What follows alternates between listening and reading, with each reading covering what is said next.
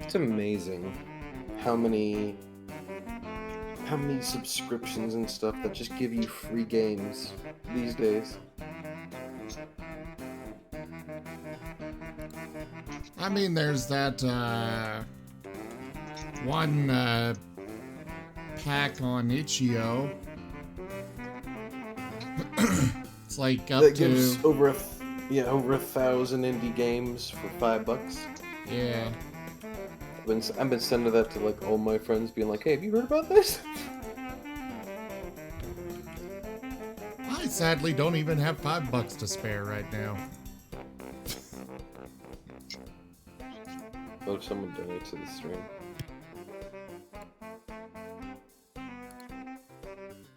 Well, unfortunately, as great as that deal is, my priorities are in order here because food is more important than video games. Even if it's an insane number of them. Huh? It's you. You should be able to see it. I think it was in the gaming chat. Yeah, general Yeah, I gaming. think somebody if you go to posted hashtag it. general gaming, they recently posted.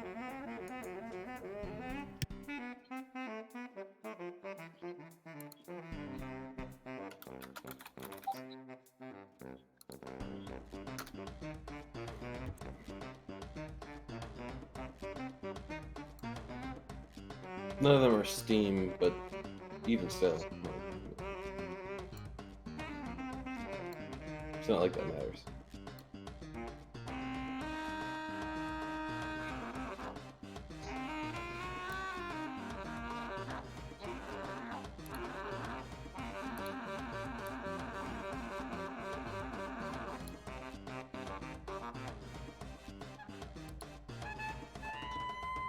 That one furry game, that one gaming furry man.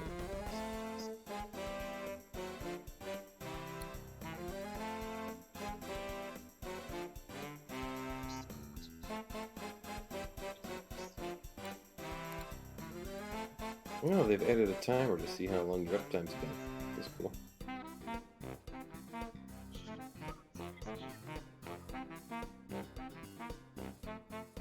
Who added a timer? Twitch did. What do you It's mean? right below the sub button now. So you can see how many people are live watching, but you can also see the uptime of the stream just Oh, that's there. always been there. Really? Yeah. I don't recall that being there. Alternatively, you can also do exclamation point uptime in the chat. Yeah. See, that's how people have always been doing it, so I always thought, like, they never saw them. So I'm like, okay, that's new then. That's gotta be new, because then people don't have to do uptime.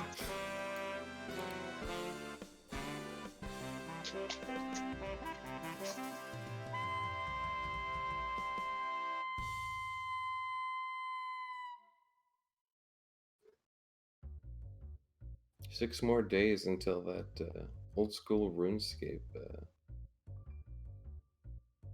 membership gets taken away. Gonna have to remember that.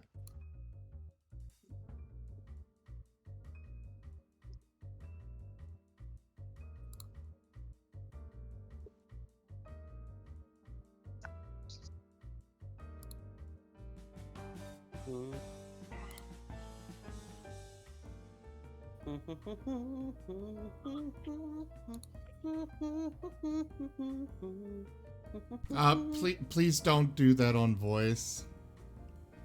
Okay. Only reason you're receiving it at a delay. No, you're receiving it at a delay, and then it's you're desync. Yeah. Okay, I get it. So you're humming along with the music, and you might be perfectly in sync, but then they hear you like Yeah, like horrible. Yeah, like. It's like a full second after it actually happened. Yeah, I get it.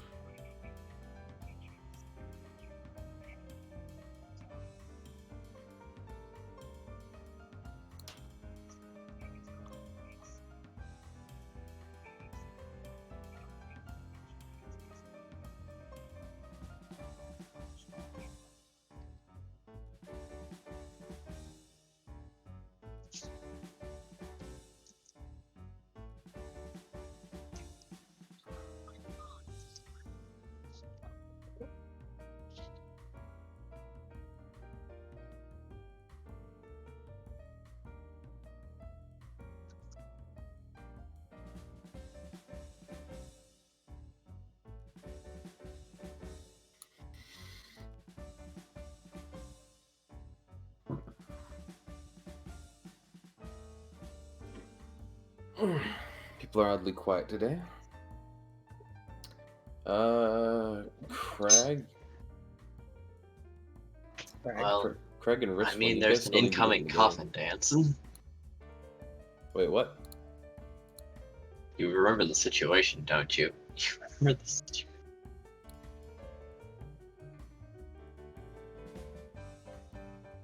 Processing. Gonna pick a fight that he's not gonna win. Oh, yeah!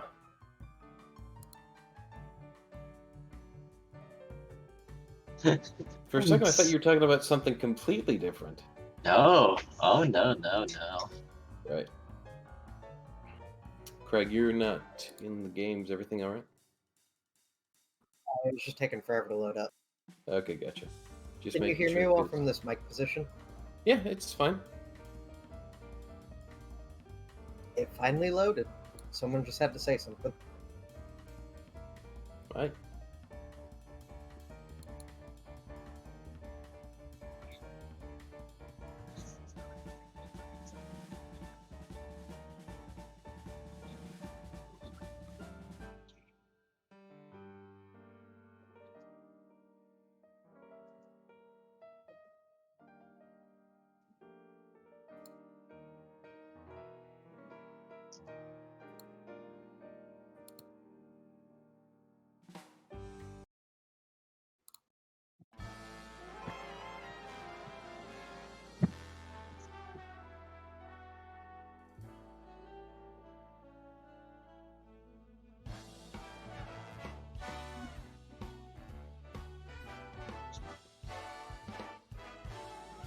This was a triumph.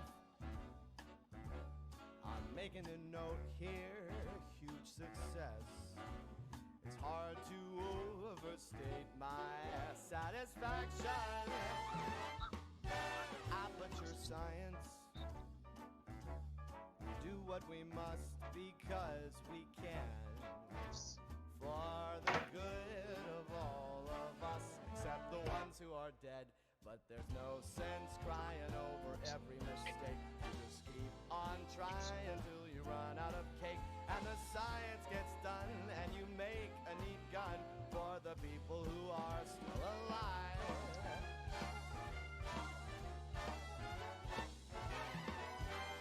I'm not even angry. I'm being so sincere right now. Even though you broke my heart and killed me, tore me to pieces, and threw every piece into a fire. As they burned, it hurt because I was so happy for you. Now these points of data make a beautiful line, and we're out of beta, we're releasing on time. So I'm glad I got burned to think of all the things we've learned for the people who are still alive.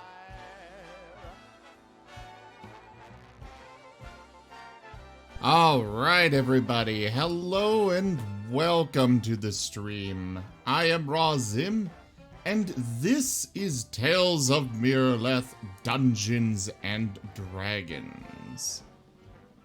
I will turn it over now to...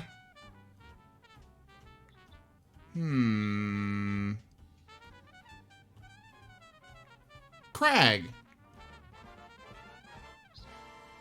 I don't know what's going on. Well, yeah, but what has Craig and... what have you and Rel there been up to, Zyre? Craig found a small cat and has been cuddling it.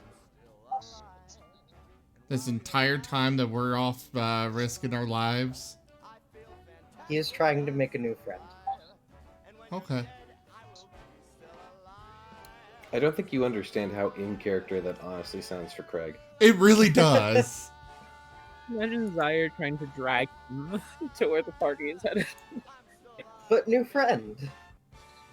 I'm almost friends with the cat. The two of you would probably have been clued in at one point or another that the rest of the party was going off to the Thieves Guild to try and find Graham. Probably pointed in said direction by Moriarty. Can I keep the cat? Maybe. It's a stray cat. If you feed it, it'll probably just, stick around. I Craig is assume giving, you have food. Craig is giving the cat food.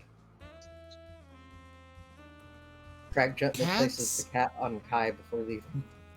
People don't own cats. Cats own people. Yes, this is my food dispenser. Our new It's cat my bacon. it's one of my favorite parts of Dwarf Fortress. You cannot say that a cat or designate a cat to be adopted. A cat just randomly decides, okay, this is my dwarf now.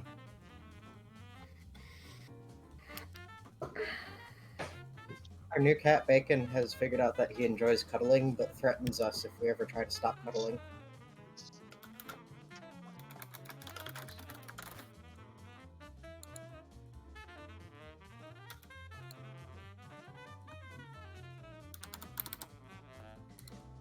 All right.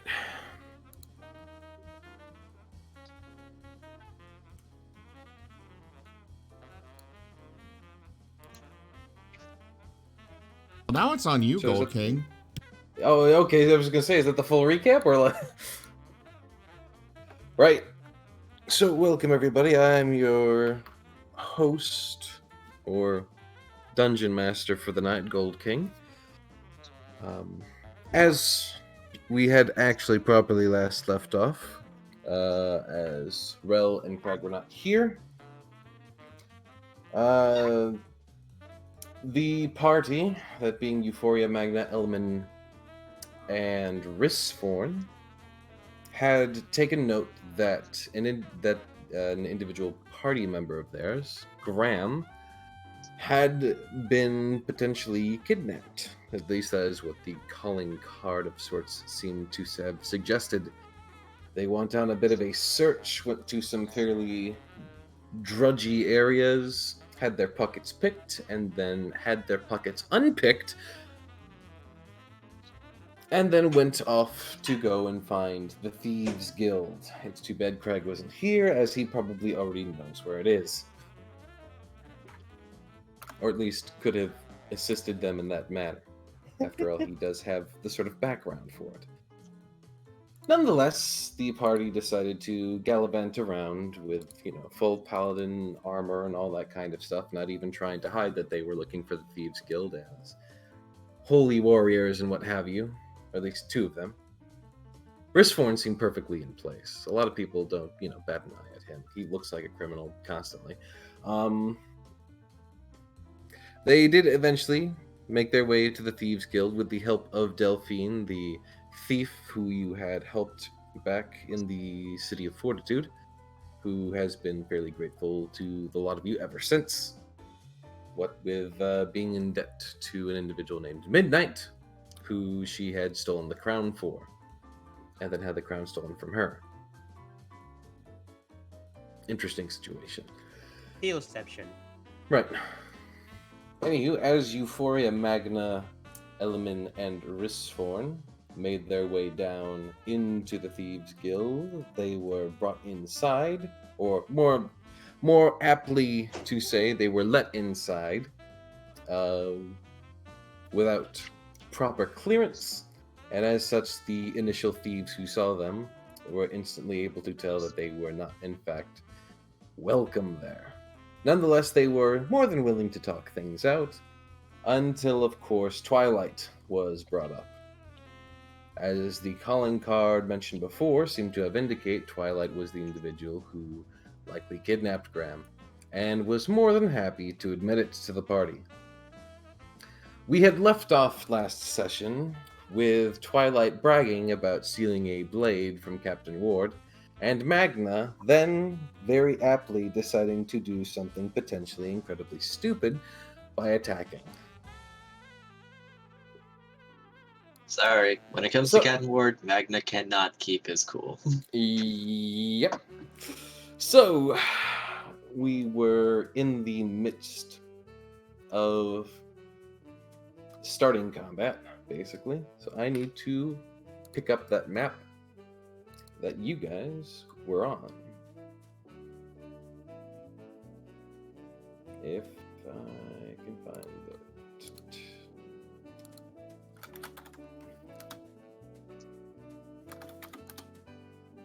Oh my god. I swear I named it something.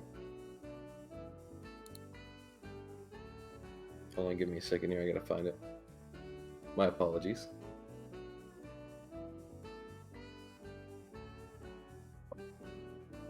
Anywho, in the meantime, Magna, how are you feeling? Here we go.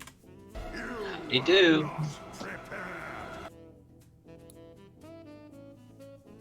Did that actually just go happened? through? You guys did hear that, right? Yes. Yes. Good. I Here heard we it. go.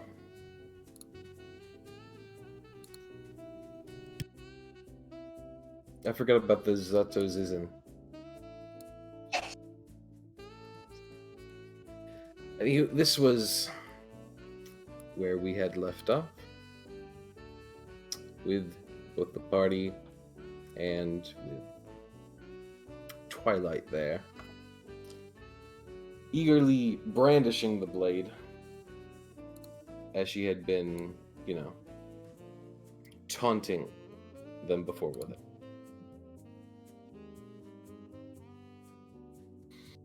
So I'm going to need everyone who's there who actually intends to do battle to roll initiative.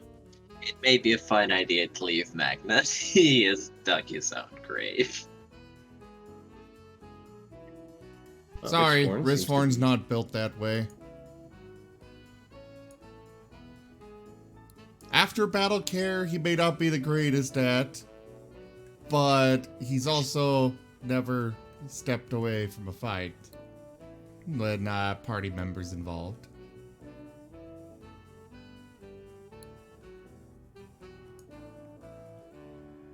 The dice rolls are for some reason really laggy right now.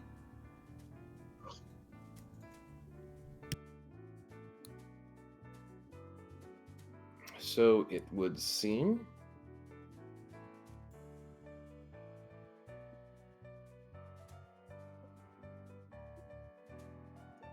Alright, that's the lot of you. At least a lot of you that are there right now.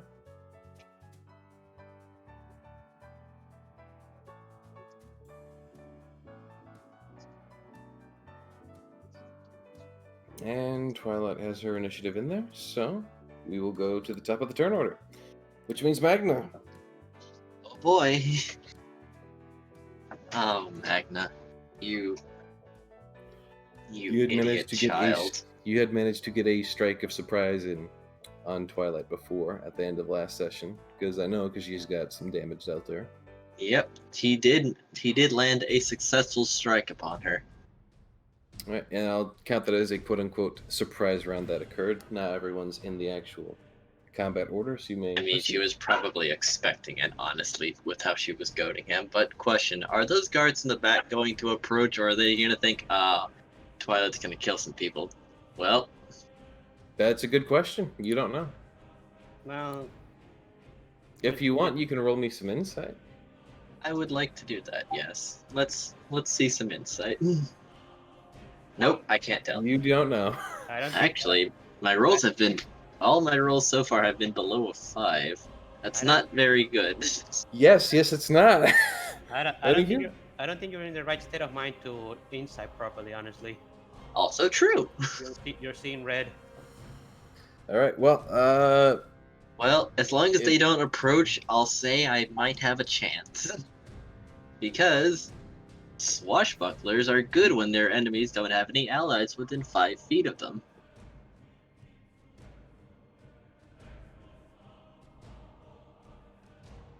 Whoops, sorry. Bring up the, Alright, where is she on the combat tracker? Oh, there she is. Wait, she just has her token right in front of yours, I believe. yeah, I can just roll on top of that, too. Twilight.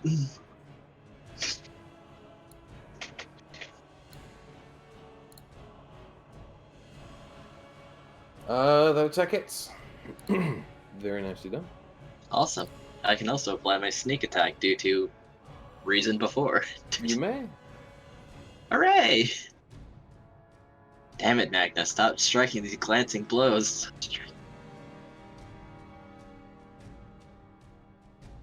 Not bad. All right. And with a bonus claw attack.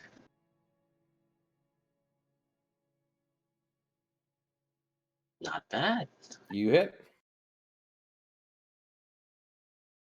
Roll the damage. The damage has been dealt. And that's his turn.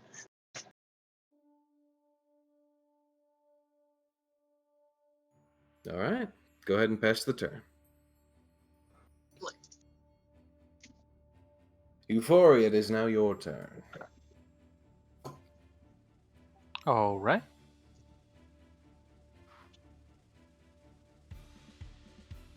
Let's see, what can I do? That's a good question. What can you do?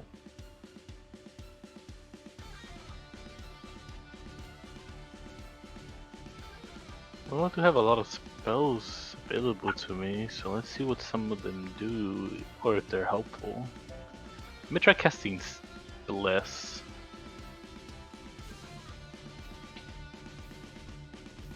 Hashtag blessed. So to cast it, do I just drag the little... Dragon thingy on. Okay. You're gonna cast it. Yeah, I can choose... Let me see, let me read it.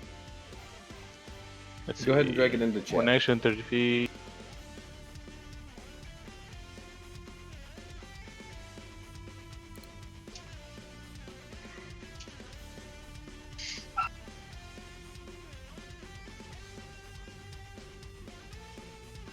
Okay. So you can bless up to 3 creatures of your choice within range, which I assume are going to be your 3 allies. Yep, that makes sense. And whenever a target makes an attack or a saving throw before the spell ends, the target can roll a d4 and add the number to the attack roll or saving throw. Concentration up to 1 minute, which is 10 rounds.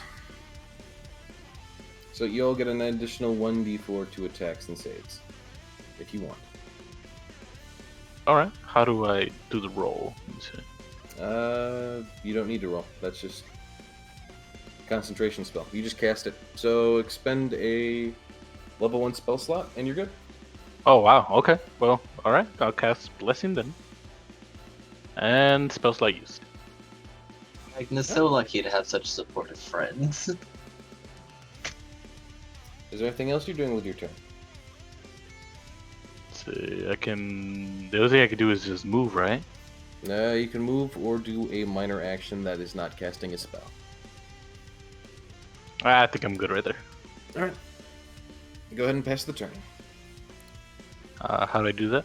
You have to have the combat tracker open, and you click on the little down arrow with the dragon head on the bottom left of the combat tracker. Where's that?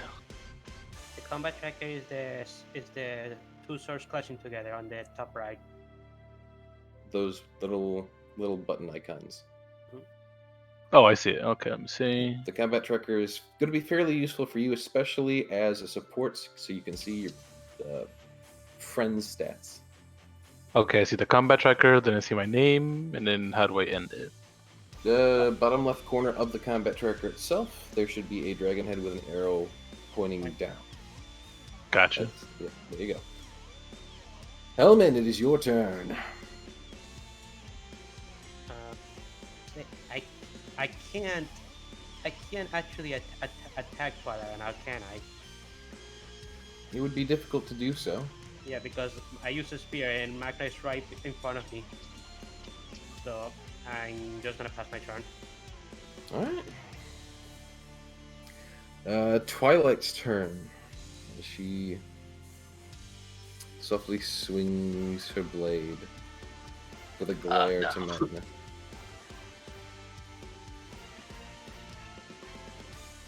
She sends her attacks. Simply going to flourish with the blade at first. That one misses. Oh! And that one misses. You are lucky today, Magna. He is on As you- emotional fire. As you dodge the blade twice, it swings at the air. And as the DM rolls horribly, Risforn, it is your turn. I'd say it's slightly thematically fitting. He was one of Ward's personal attendants. Well, since you like them so much. Oh, she's not actually tied to it. Okay. Bloop. Bloop. Bloop.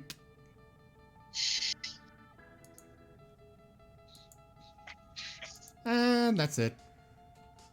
Oh, hey, it's Graham's turn. What is Graham doing on Graham's turn? Graham is struggling. So it's Magna's turn.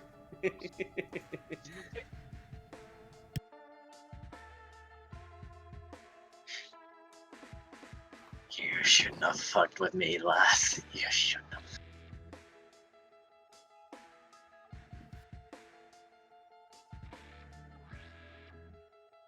You hit again. Boy,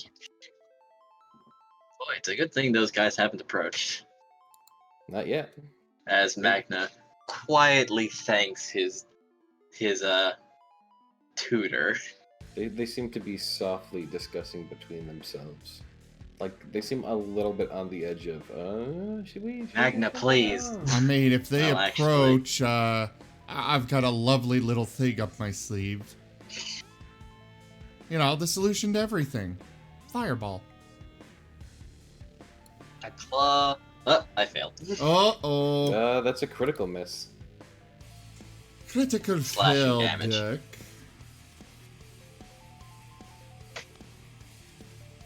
And that's I guess he's starting to natural, get sloppy. so... Oh, no. Oh no. Something slipped. Your AC is reduced by 1d6 for 1d4 rounds. Oh, that's very bad. Yeah. All right, let's. Magna, Let's roll I'll that go ahead D6. and I'll let you roll the d6 and the d4. Oh. It's not so bad. Oh, 3 rounds. Alright.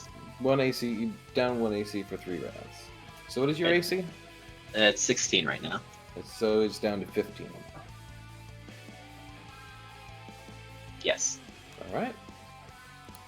That is duly noted. Euphoria, it is once again your turn.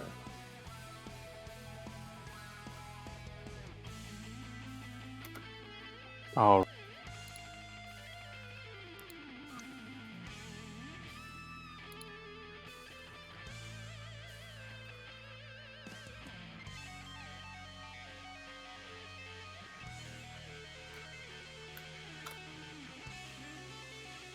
Euphoria? I'm here. I was just thinking real quick. Okay. Let's see, element can't do much, and then okay.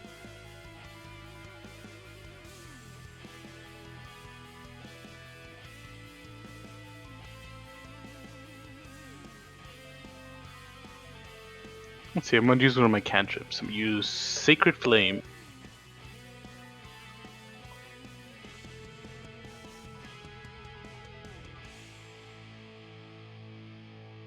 What does Sacred Flame do? I'm checking it out. See, one action, 60 feet. Components visual S, instantaneous. Let's see. The target must succeed on a dexterity saving throw or take a 1d8 radiant damage. But since I'm level 5, it increases to another 1d8, so it will be 2d8. Do cantrips just automatically get also casted? You what? Okay, on Do your cantrips sheet... also just get automatically casted? No, on your sheet, click the magnifying glass next to the spell. And then you should see a save box. Click and drag that onto Twilight, and then Gold King will let us know whether they succeed or fail. And if they fail, then you get to roll the damage. Gotcha. And roll it on them in the combat tracker because they're not tied to the map icon.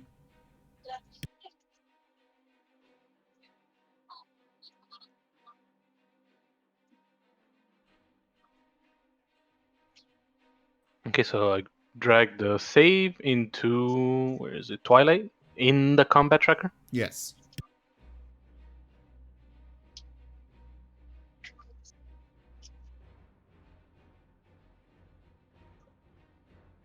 There it go.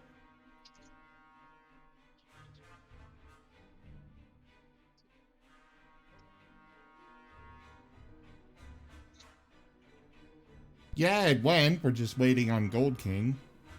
Gotcha. I don't know where he went. Sorry, I forgot I muted myself because I was typing. That did not miss. I'm sorry, that did miss. You didn't hit him. Turn. Gotcha. Yeah. So, that's your main action done. If you have any bonus actions or movements, no. Okay, Element, it's your turn. Could I be able to hit? Could I be able to hit her if I was here? Yeah, probably. I'd assume so. Uh,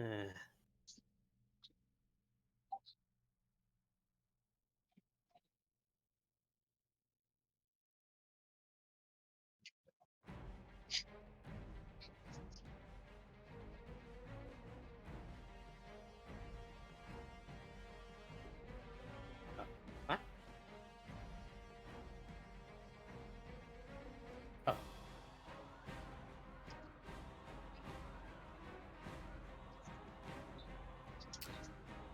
You didn't drag it on her.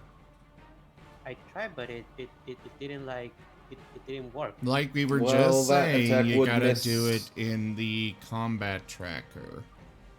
Combat Oh, tracker okay. or on top of the token. Either one works. Oh, Well, Either the way, that token doesn't work. Ah, okay. You see, we can move it, which means that it's not tied to the combat tracker. What the heck? Let me fix that.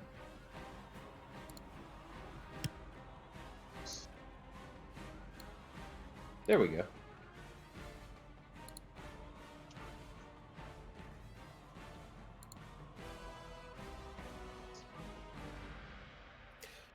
That misses as well. Hmm. With a heavy side enemy tries to attack Twilight but misses. Okay, I guess that's my turn. Yes, it is. Twilight is going to continue slashing at Magna. Definitely trying to get a hit in, get a single hit in on him. Yeah, it's Absolutely turning a not. little bit embarrassing for her. Just a bit. Remember, I have a reduced AC of 1, so 15. All right. Well, that hits. I'll go ahead and see if the second attack hits. Which she got the exact same roll, so it does. Luckily Oh enough. no! So you take. This is where the fun begins. I'd like to use Uncanny Dodge to half that damage. Can you use that twice in a turn? No. Just once. Okay.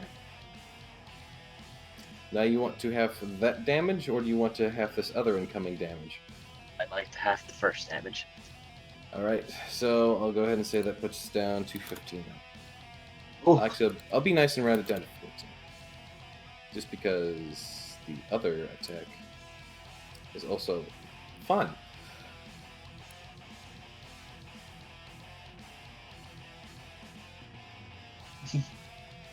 You're still standing, but after those 2 slashes alone, you're bleeding. You're bleeding quite a bit. he's still mad. All right, you're still standing, but just barely. I bet she didn't expect me to remain here after she successfully got an attack in. I wasn't, but You know, maybe I shouldn't have been nice. Maybe I should have put you down to 1 HP. Thematic. Very However, thematic. Very thematic. It is now This pine- Risforn's turn. this Pine Martin is too angry to die. Man is literally too You- angry to die. Will not do that.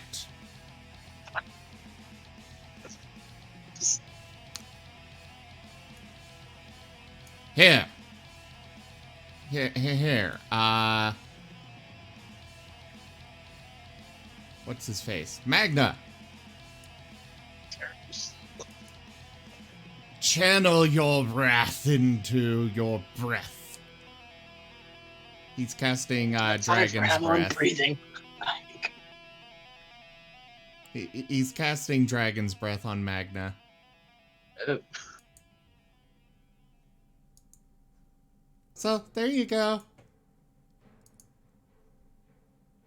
Oh. Oh wait, that's actually only a bonus action. What does Dragon's Breath do? Dragon's Breath. You touch one willing creature and imbue it with the power to spew magical energy from its mouth, provided it has one.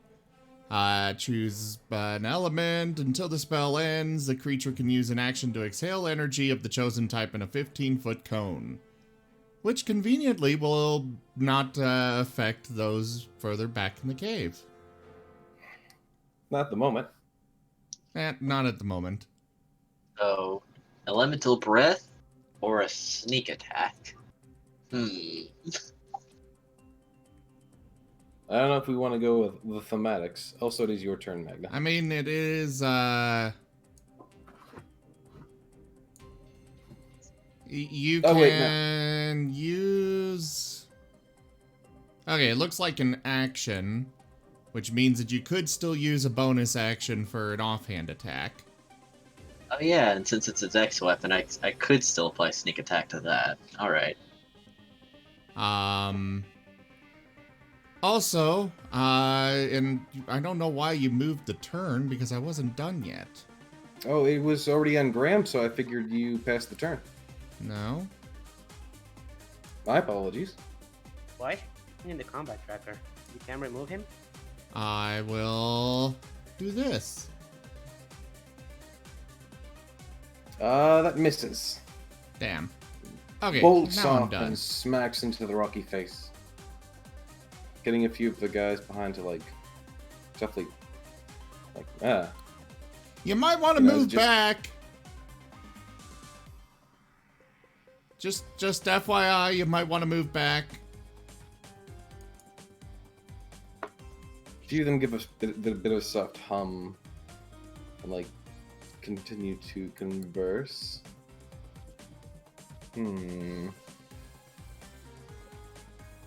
Well, now I'm done, so...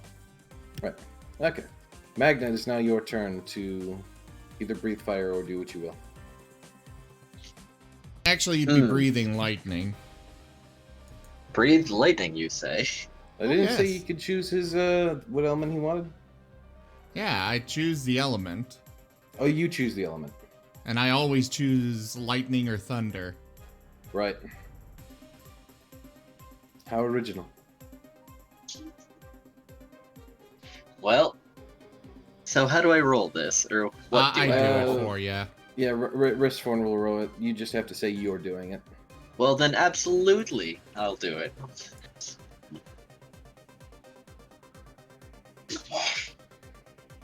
Hold on, I need to check something. What? They succeeded the dexterity saving throw. I need to make sure, because of their class, that they don't have anything that completely negates that. Rogues often do. Yeah, that's I that's believe the it's thing. called evasion. But I'm not sure if they're technically a rogue. They're more of a spell sword, actually. They have spells. They just. I've been being nice. So yeah, it doesn't look like they have evasion. But I will say they freaking nat 20 that dex save. they're still taking damage, but like they nat 20 that stuff. So anywho, you go ahead, you breathe lightning on them, to which they sort of like bring up their cowl to sort of try and block some of it, which it kind of works, but it's lightning. It's still conductive, so they get a little bit fried. Right. And that does in fact hit.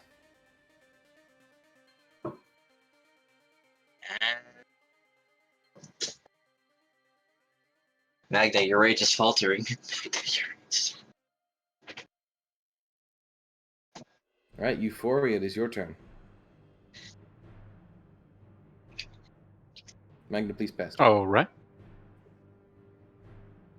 Unless you plan on moving. Magna still has a bonus action.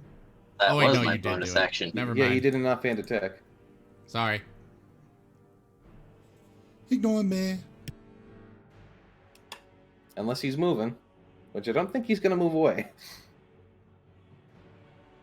Go ahead and pass the turn, Magna. All right. Unless you have an action. No, didn't my think so. action was blowing lightning. Right, that's what I thought.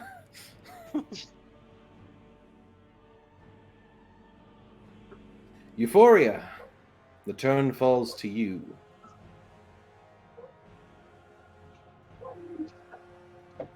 Gotcha. Let's see. In the midst of this heated combat, what actions do you take?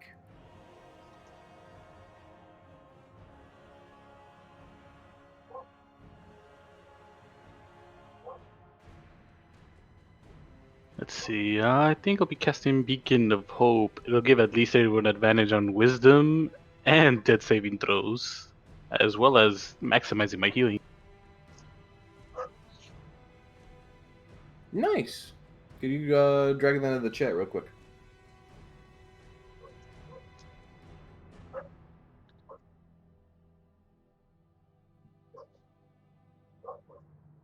Euphoria. There you go. This one's a level 3, so I got, Alright, so I will state, if you cast this, your previous hope spell is going to be dispelled. Oh, okay. Nobody used it There's- anyway, so. Yeah, fair enough. But yeah, that one's... I'm surprised you guys didn't, especially on those ones that were kind of I lower forgot attacks. about it. Generally, it's a anyways. good idea for the person that's cast the spell to remind the others that they have that available. Yeah. Alrighty. Feel free to Well, I'll speak use up this one before- then. for the buffs. Well, so Beacon of Hope is cast, and since it is a concentration spell as well, it dispels the last concentration spell. So I assume you're choosing the same. Yeah, same several target. creatures? Yep. For the duration, each target has wisdom saving throws and death saving throws. Advantage on, and begins the maximum as possible. And that healing thing is pretty good for Beacon of Hope, I'm not gonna lie. Yeah, it is really nice, but honestly, I'd say stick with the old one and use something else. It's up to Euphoria what she does. After all, someone may actually go into death saving throws here in a second. Yeah, that's why I mostly used it just in case. Well, yeah, but you can always get them out of the death saving throws by just, casting a healing spell. Yeah, at least this one maximizes it too, so, well, we'll see what happens. But if you go over there and heal Magna instead, you'll probably help keep him from that death saving throw in the first place. Because you can overpower your healing spells to higher spell levels. Yeah. Well, I already used my full action, so that should be it for me. Alright. Well, that's So what you stick what with. is Beacon of what does Beacon of Hope do? Beacon of Hope gives you advantage on wisdom saving throws, death saving throws, and anytime healing You gain the maximum number of hit points possible from any healing. So all healing is now just max heals. Oh, okay. So if you Okay. roll a 1d8 for healing, they get 8 heals instantly. You don't Okay, even this- need to roll. Okay, this is not gonna help, but I was just wanted to ask. I'm going to do this. Lay on hands. Cool.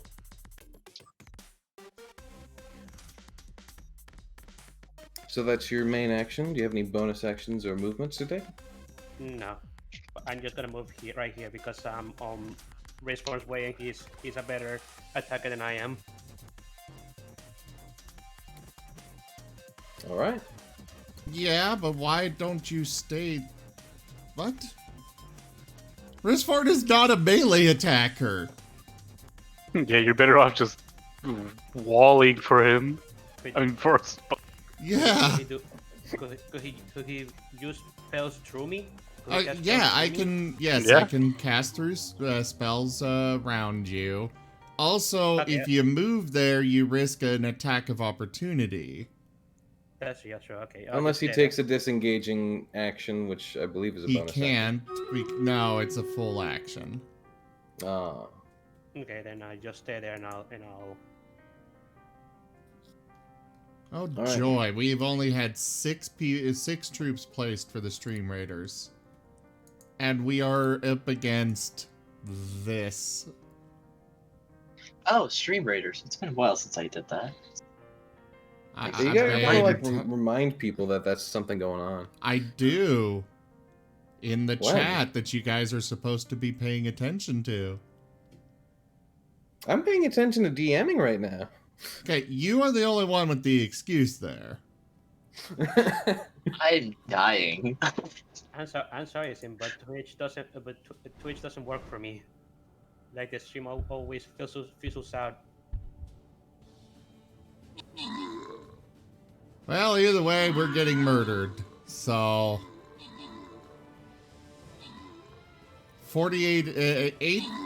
6 people against 50 plus. We're killing a lot, but we're not gonna survive this. Oh, you're looking decent. I should throw some healers your way, huh? I should. Well, actually, considering the rest are just bombs, and we've Oh only my got gosh. rain, I think, yeah, Skin of your teeth. it's gonna It's take just gonna forever. take some time us to clean up, but I did not think we'd succeed on this. you only need 6. It's a D&D party. Yeah, Look at the this bomb is- squad go. I love how one of them is literally just throwing bombs at bombs. Yeah. What better way to disarm a bomb than to take care of it entirely? And I also just love the fact that every time a bomb blows up, it's just the generic orc dying sound. Isn't it the sound that, everything uses? Yeah. Anywho, back to the Dungeons and Dragons. Assuming one or the other, one of the two or both are present. Which this is kind of a dungeon, sort of. Technically, it's a guild hall. And But anyways, and we just had somebody use Dragon Breath, so we have both.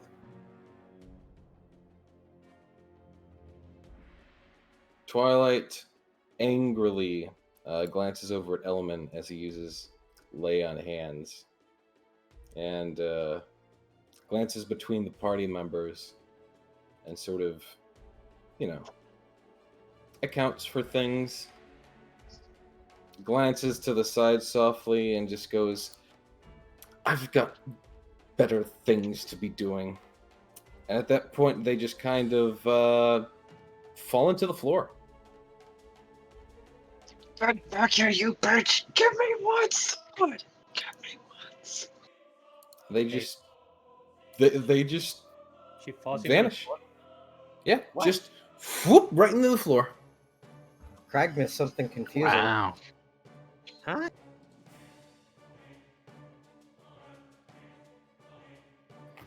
And everyone's probably just sitting there, a little confused for the moment, as they just kind of all awkwardly look between each other. But eventually, one of the thieves kind of awkwardly steps forward and goes, "Well, that happened. So I believe you folks were leaving." Yes, we're leaving. She didn't actually have it, did she? Have what? Sword. I don't know. We don't keep track of what everything everyone steals in here. If she sells it to someone, maybe we'd know. But if she's keeping on to it as a keepsake, we don't check you when you come in here. We're thieves. Fuck. Come on, Magna, let's just go. Enemy is gonna prod him.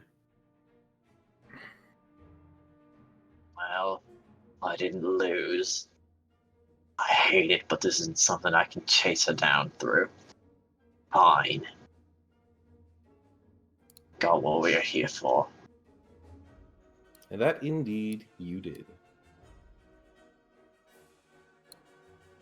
Enemy is gonna give a sigh of relief as this situation de-escalated. That's a word for it, I suppose. So a lot of you are very kindly gestured out.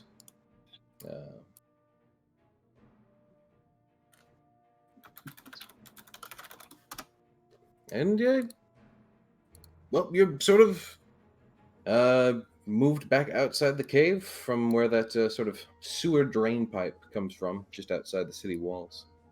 Travel. You do have a general area and direction as to where Graham may be at this point.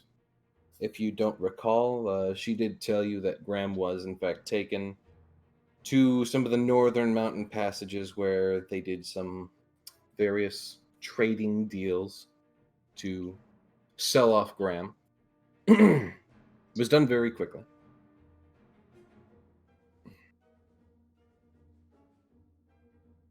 But now the four of you are able to regroup and fill in Craig and Zyre, who would actually likely be getting led to the same spot at this point by Delphine as well, as they had not been filled in, and then they would probably be curious, I would assume.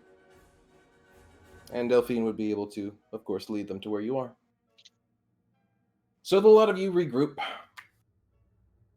Zyre and Craig, you being led by the thief that you had helped in Fortitude. And you see the other four coming out of a sewer drain pipe. Magna looks a little ruffled up, but he's been worse.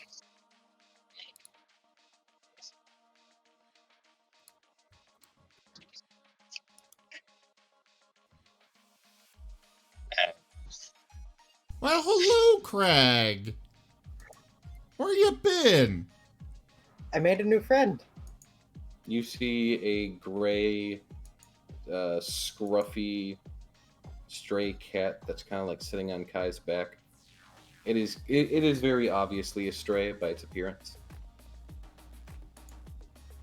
Interesting. In fact, I'm gonna go ahead and roll something real quick.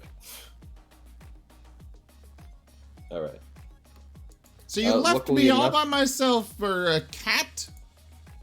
Sorry, what? It's a friend. That seems reasonable. Fine. Zyre will sigh and just say, "Sorry, I tried to get him to come." Yeah, I'm sure you did your best. He Delphine doesn't is really casually- listen to anything. Delphine is casually standing there and kicks at her up. So did you get the stuff you were looking for? We found out where it is. Things get sold really fast down there. Well, yeah. Did you think when I was moving the crown, I was just gonna hold on to it for a week? No. I thought it'd be held in the Thieves Guild for someone who could possibly buy it. Oh no! If we did that, we'd be getting raids and all that sort of stuff going on.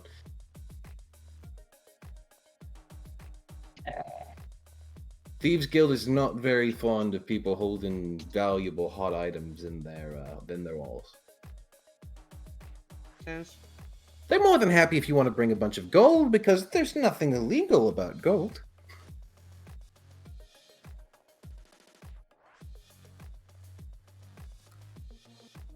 Fair enough.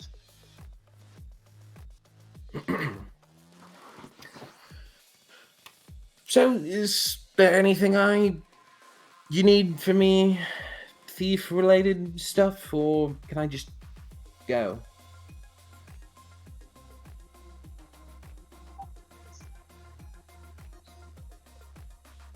I think you can head back to the airship. She gives a soft nod and goes, right, thanks. And heads off towards the airship. Now the rest of you are left about yourselves to plan as you may. Do what you will. Prepare to set off. Well, I've already taken care of Element's wound for today, so I don't need to worry about that. Oh yeah, about that.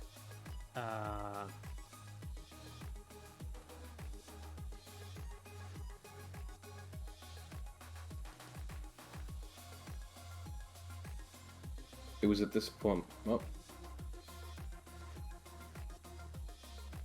Alright. Elman does a little bit more healing for Magna. Magna, you feel a little bit more refreshed. Still lightly bruised, but, you know, much better than you were feeling a moment ago. Oh. Oh. Well. Thank you. Yeah, In I fact, think I backed actually, up. that would be 10, because I think you guys are still getting the full heals from the beacon, aren't you? We should be, yeah. So yeah, I'll go ahead and give you one more point for that. Nope, I made you for you. This, Not friendly. these I think, these I can do for you to take care of me. Well, Yes. thanks, but jeez, I'm sorry I just lost everything back there. Yeah, he almost got himself killed. Yeah. You could I'm tell. just- Mhm. Enemy good to know. But he didn't. Well, I'm This is glad you're true. enemy's good to know. But I'm glad you're alive. That's all that matters right now. Jeez, you're gonna make me blush. So anyway, I guess I got some explaining to do. I guess.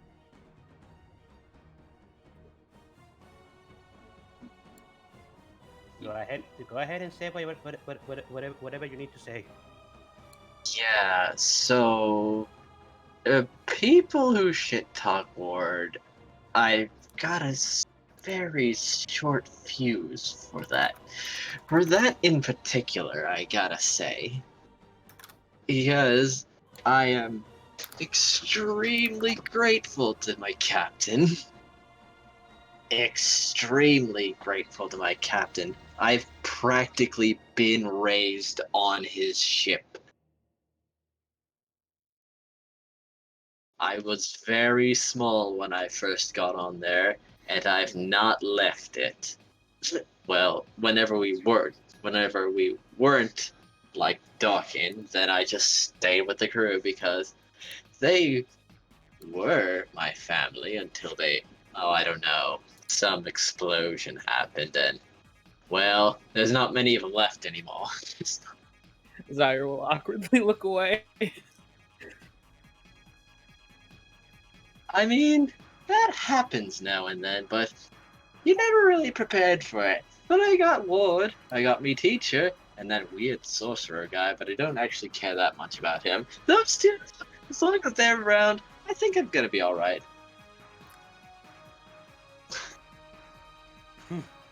I mean, people have left before, but not often in such numbers and in such a violent, swift fashion.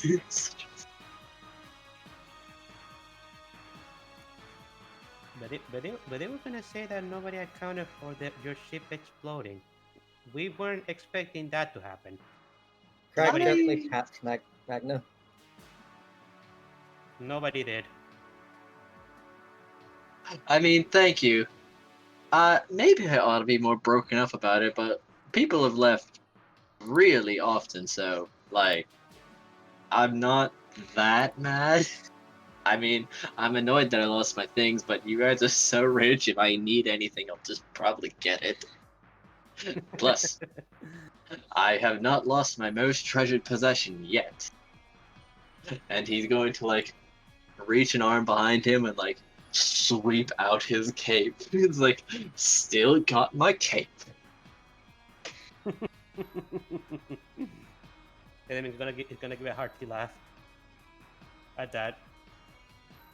Yeah, see, this was once a flag from an enemy ship.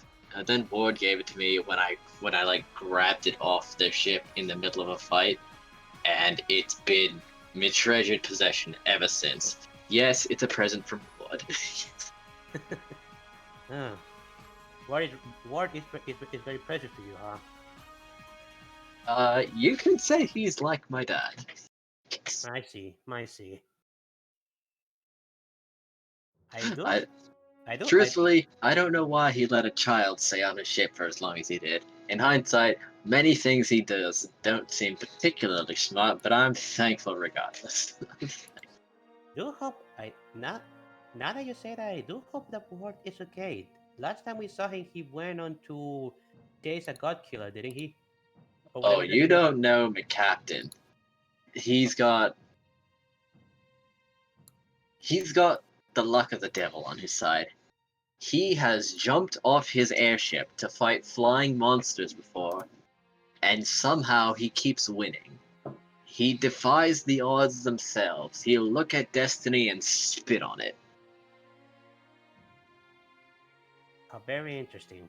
Well, I mean, Destiny is just a trash game anyway, so it deserves that. Doesn't it get better with patches? He did, but That's what I've heard, but it's been kind of just soiled, for lack of a better word. Soil it. After all, first impressions are everything, and a lot Soil of it. kids miss that nowadays. Soil it. Anyway, Soiled my it. captains are the best, and they're no convincing me. And everyone who wrongs him is gonna die. Present company excluded. He got over that. Well, just make sure that that person that runs isn't someone like Twilight. I don't want you to be the one that's dead. I mean, I tried really hard, but she just kept pushing. God damn her. It's a good thing we were there with you. Then, otherwise you probably wouldn't be here right now. Probably. Got some good licks in. I hope she thinks twice if she tries that shit again. Well then. Twilight teleports behind you. Nothing personal, kid. Fuck you! I'm almost at full health. See, that's the thing. You're almost at full health. You only survive by 2 HP. Shit. And I can only use lay on hands once a day. To be fair, you only survived by 2 HP because you had that half damaging move as well. Yeah. Yes. You can use lay on hands as many times as you want. It's just that you've got a pool of it that I believe he's expended all of his pool. Yeah, I used it all for that big heal. Because he was like, "Oh, Magna's gonna die if I don't." Yes, exactly. Also, now that I think about it, I could have used lay on hands on myself this whole time to take care of my disease, and I never noticed. Well, that wouldn't quite work. I'm pretty sure the thing I set up for it was you needed to use I think it was Revitalize. Actually, I believe paladins do have a bonus. I think he thing needed greater for restoration or something. It was something. It was something. It was a higher level spell to get rid of the infection. Regeneration? Yeah, I'm gonna go. I'm gonna go with. I'm gonna go with that element tribe, but it wasn't enough. His own power wasn't enough to cure him, so Right. he's just been dealing with it.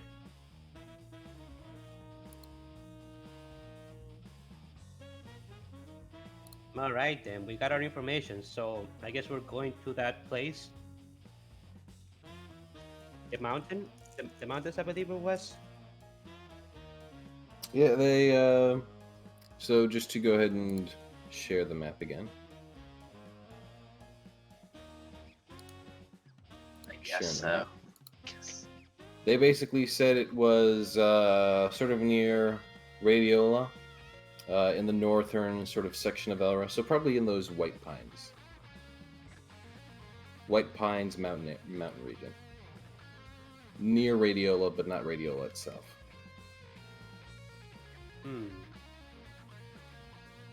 Should be. Maybe somebody around town will have some information about slave drivers working around. Just so we don't search aimlessly around the forest or the mountains. You definitely could look into it. Craig, you might know better places where to look for such things. Should I make a roll for that? We're all still dressed Crag is down, making right? his thinking face. His what? Oh, His thinking face. his thonk face. Oh, so what Craig do gives a nice solid thonk. Oh, so what do you said, Magna? We're all still dressed down, right? If we go into another thieves' den, you're not gonna look like a paladin and a priest, right? I don't have my armor on right now. Cool. I left it at the ship, I believe. Yeah, I think I did. I believe you did, yeah.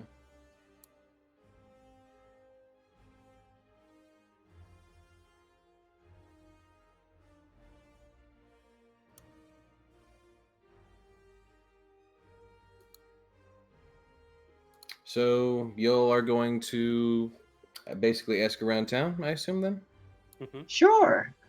All right.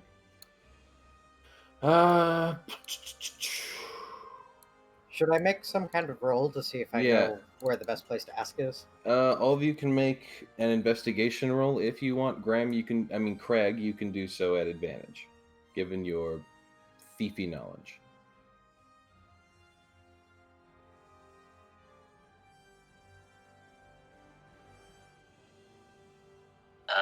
Investigation.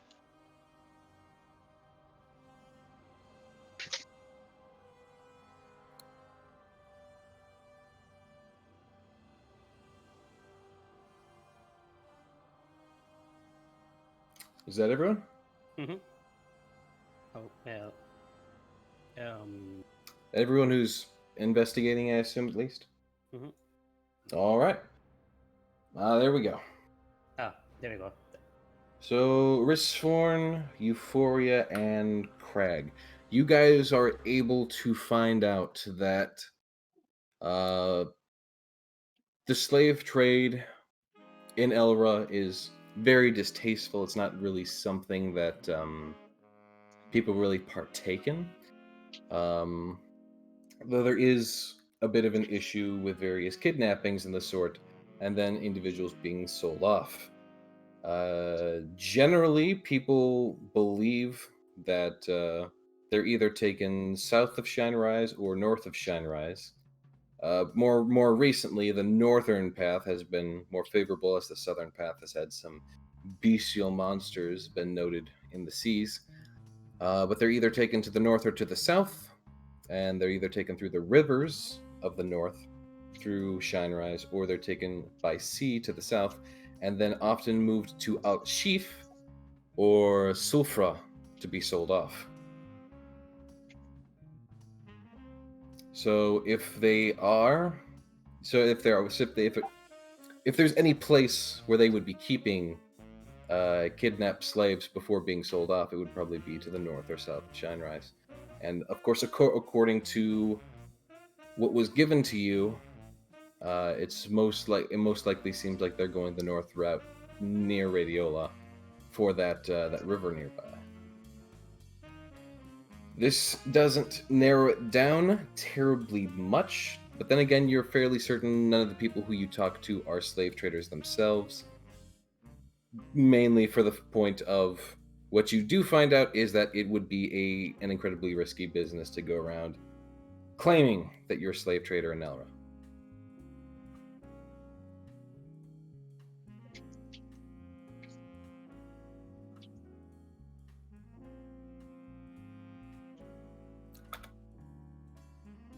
I'm getting PMs.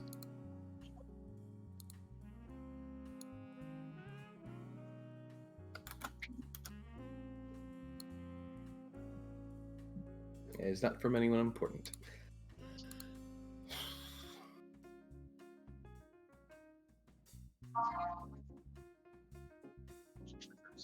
Wait, there's an influence attack. Yes, I'm messaging them directly. That's not... Cold boy, I cannot just decide something. You decide what happens with it. Yeah. Gotta have specifics. I can decide if it doesn't happen, though. I mean, so can he. But yeah, I could decide that too, but yeah. Yeah. But we don't decide specifically what happens. So if you say it happens to someone, well, we don't just randomly roll for it. You gotta either target an individual or the whole party, or Well, something. he can leave it up to a random person, but you have to decide what exactly is being done with it. Influence attack is not something. Huh. So, like, when you say influence attack, does that mean he's trying to have someone assaulted? I think have no I think idea. the influence was literally just influence attack, and that's it. Like, what? I've refunded it. All right. Go ahead and get creative, guys. If you're gonna use influence, get creative with it. Get specific. Get creative. This is your little opportunity to be sort of a DM, but not really, because that's my job. Love you. A mob of angry kobolds.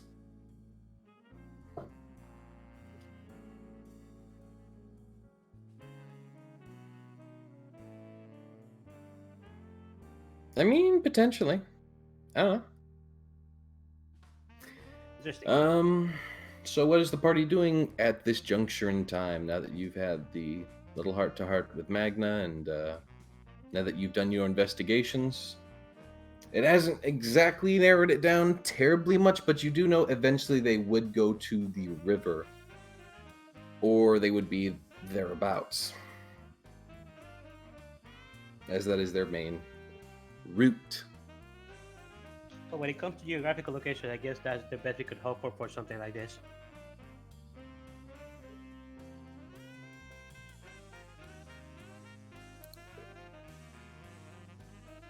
So now that I know the general location of wherever of the place we should be looking for, what should we do? That is a question only you guys can answer. Yeah, I'm not My the party. hamster is getting antsy. If we be adventurers, let us adventure. Yeah, I was asking the party. I was in character.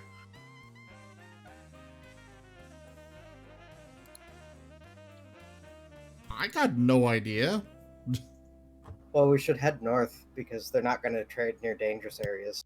As in, we've got another influence.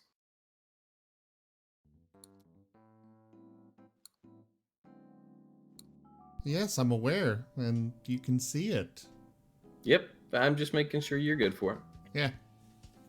I have literally no reason why you would deny it, but you know, just making sure. I gotta check with you. It's a two-way authentication. So as you all are doing your investigations and whatnot, you do notice that there is something called a Red Dragon show that is set to be going on in Oh town. no. Oh, sorry. That sounded familiar and Magna got flashes of a bat and a kobold for some reason. Elamin is curious about this Red Dragon show thingy. Where are we hearing this from? It is one of the posters you actually see about. Elamin is going to look at the poster. It has a little drawing of what appears to be a dragonborn on it, with a top hat. Almost looks like a bit of a ringmaster's uniform. And it just says the Red Dragon Show in nice golden letters. It seems to be a rather nicely made poster. It's not one of the common ones you see about that's just paper and ink. At least they put some time into this one.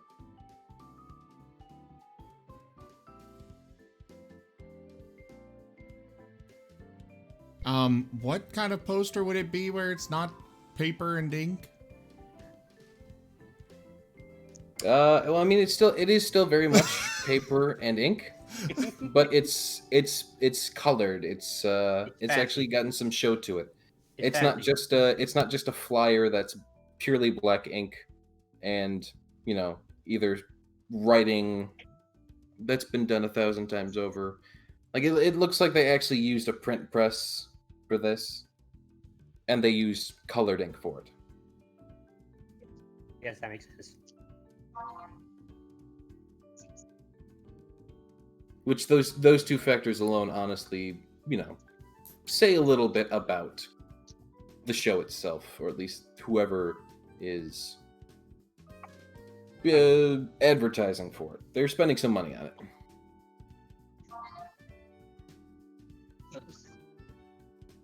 Looks like it's gonna be a good show. You guys, of course, have a kidnapped individual friend, so Yeah. if you want to stop for the show, Well, you'll definitely have your priorities in order. Such good friends we are. Magna's not terribly interested in the show. You probably think I can do better tricks than them. Plus, Circus hey, type how about shows that often river? harbor slave trades. Historically. Sorry, what? Circus type shows historically harbored slave trades, so it might be worth checking out. Yeah. I hadn't considered that.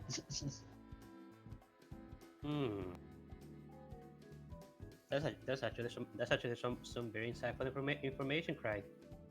Yeah, actually, that is historically accurate. Wait. Actually. This is an imposter. What? What? That is not the Crag we know. I know stuff about thief stuff. I never worked in the slave trade, but I knew people who did. This is actually true. If Craig knows literally anything, it's about thieves. Come on, Risforn, have some faith in Craig. He has some knowledge. Very limited and specific knowledge, but some. All right, listen, Jaffer. If you want to come on the show and DM a whole circus and a door prize and all that stuff, you're more than welcome to come on here, but I do not have something prepared for this. Oh, come on. I'm gonna What's be right wrong? back. You can't, you're not capable of coming up with stuff on the fly?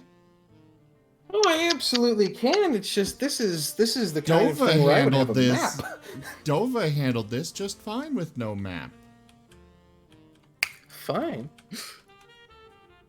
Anywho, an additional note, because it's like I wouldn't have had you spend this many coins just to add that little note, but by all means, I'll accept it like that. Well, because you're making me do this on the fly. I mean, Magna and I know where this is leading. I have an idea. I have 3 game breakings worth of points. Jaffer, no. Jaffer. Anywho, the flyer also advertises a door prize. What price? A door prize.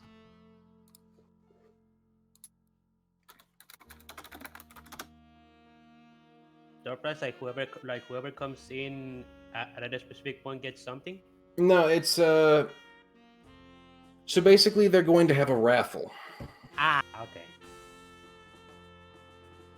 So a door prize, as the dictionary specifically defines it, is a prize awarded by lottery to the holder of a ticket purchased or distributed at a dance party or other function.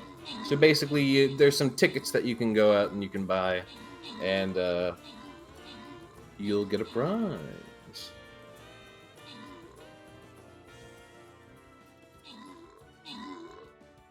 You know, assuming you... Okay, one sec. Rachella, why did you trap your archer inside the wall? Hey, that's some pretty meta gameplay right there. Like, nothing can get them then. Like, you're guaranteed to win Sure. this encounter because of that.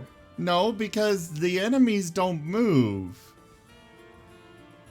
Exactly, so you end in a stalemate. Which could possibly break the Stream Raiders. Well, it's their fault. Also, if these enemies don't move, I'm pretty sure your other ranged units will be able to take care of them. Oh yeah, I'm gonna take them out. It's just... Really, Rachella? Let Rachel do what Rachel shall do. Alright, well, if this adventure is gonna get hijacked, so be it.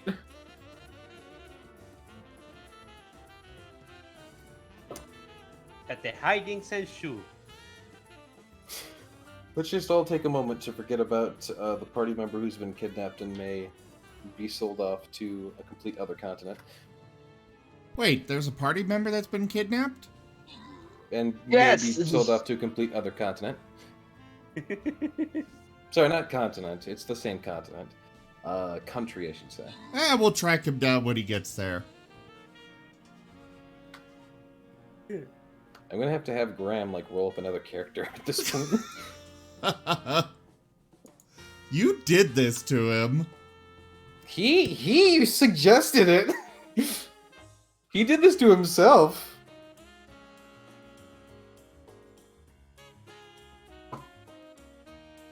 I mean, we are going to the circus thing under the assumption that they could be, that it could be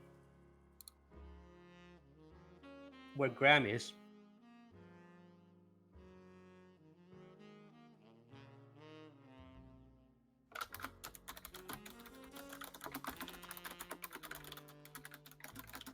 So it's not like we're just forgetting about him. Hey, Dusty, if you want your crowns, you gotta say something in the chat.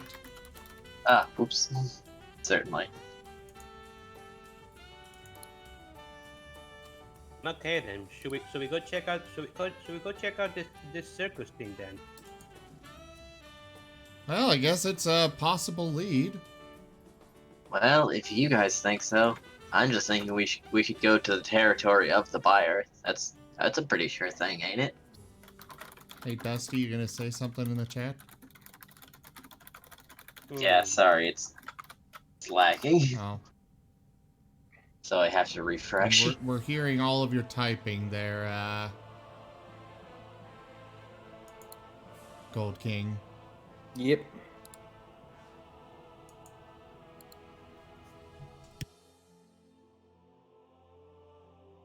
So anyways,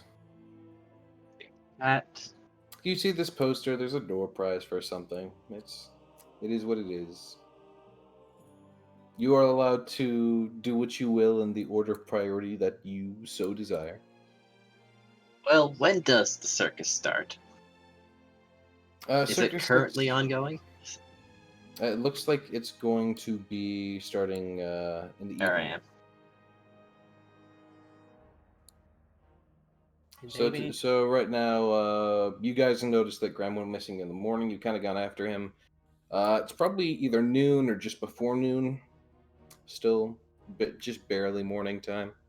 It won't be, the circus itself won't be. It's likely setting up right now, but it won't be likely fully a thing until Like the shows themselves won't start until more the evening hours, when the sun is starting to set, or at least is starting its descent in the sky. And I'd prefer to patrol around the river and see what's up. Who's coming, who's going. Well, to note, the distance from the castle itself to the river is going to be a few days' travel. Ah, well then, that's So once interesting. you sort of commit to heading out on this little adventure, you're going to be a little bit committed to it. Wait, All right. that's Should that. we inform our benefactors of this also? Wait, that's the distance on foot, right? Yeah, on foot. What about the distance? The distance if we went with on the airship? It would probably take. I was right there. Radio's right there. You would probably get there about nightfall. Hmm. We should probably use the airship for this, if we are going to the river. I mean, time is of the essence, and if the circus is a lead, maybe one of us should stay behind it and look into it. I've done some circus work before. I could probably do that. I'd also be a little anxious about them being alone. Yeah, I wouldn't want to leave Craig alone for this either. Not that I don't trust you. I just don't want stuff trouble to happen. Hey, Risforn, you're chummy with Crag. Do you wanna scope out the circus with him? I can do that. All right. Do you mind if we use the airship to go to the river? You are the captain, after all. I need to ask you.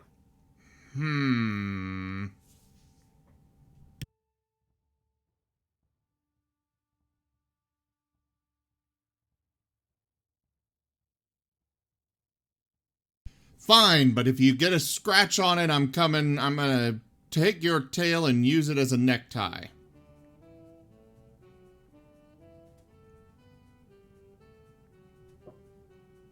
Watch your profanity. It's Alrighty then, all don't on worry. you, Elliman. Enemy is going to make a small grunt and nod. All right. Well, All right, well, here's the keys. Have fun. does the airship use keys? I don't know how the airship actually goes up. The airship does not, in fact, have keys. The idea of an airship having keys is a little confusing.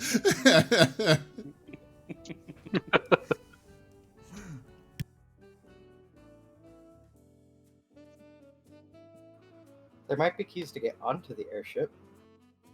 No, there's just a gangplank. Like a I normal mean, ship. maybe there's a chain across the gangplank, but that's so easy to circumvent. Yeah. Just play a little limbo, or get over it, or around it, or it's just a chain. All right. So Risforn and Craig are staying behind to look into the circus, and the rest of us are going. I use the airship to look at around the river, around Radiola, right? Yep. Sounds Alright, then. about the plan. All right then.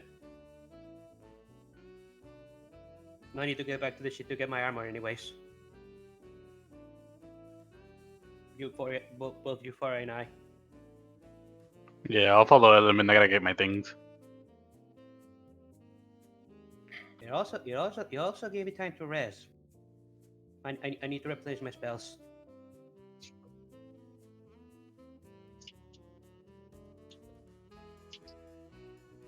All right, so you've decided on a sort of two-pronged mission then? Mm-hmm.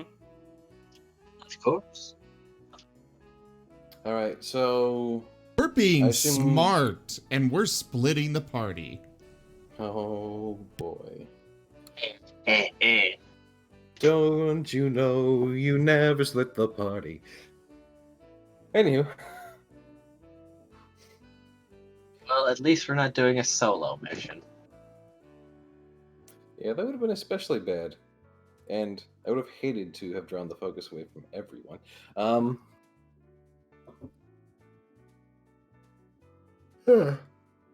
Sorry, I'm yawning a bit for some reason.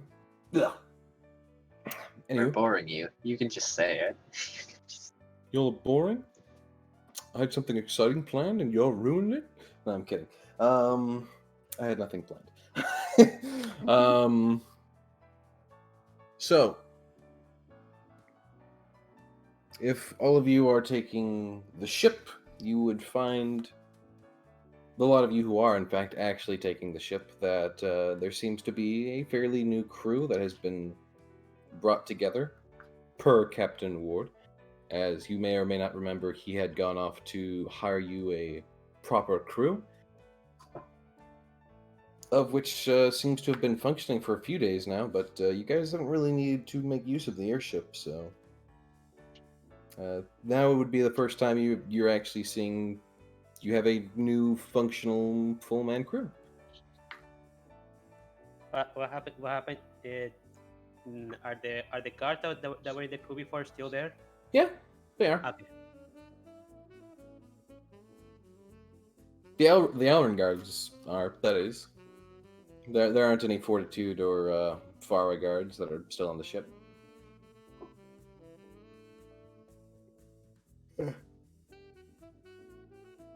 But you guys are able to do what preparations you want, and if you want, you can send off the airship as Risforn and Crag would go to infiltrate the circus in town. And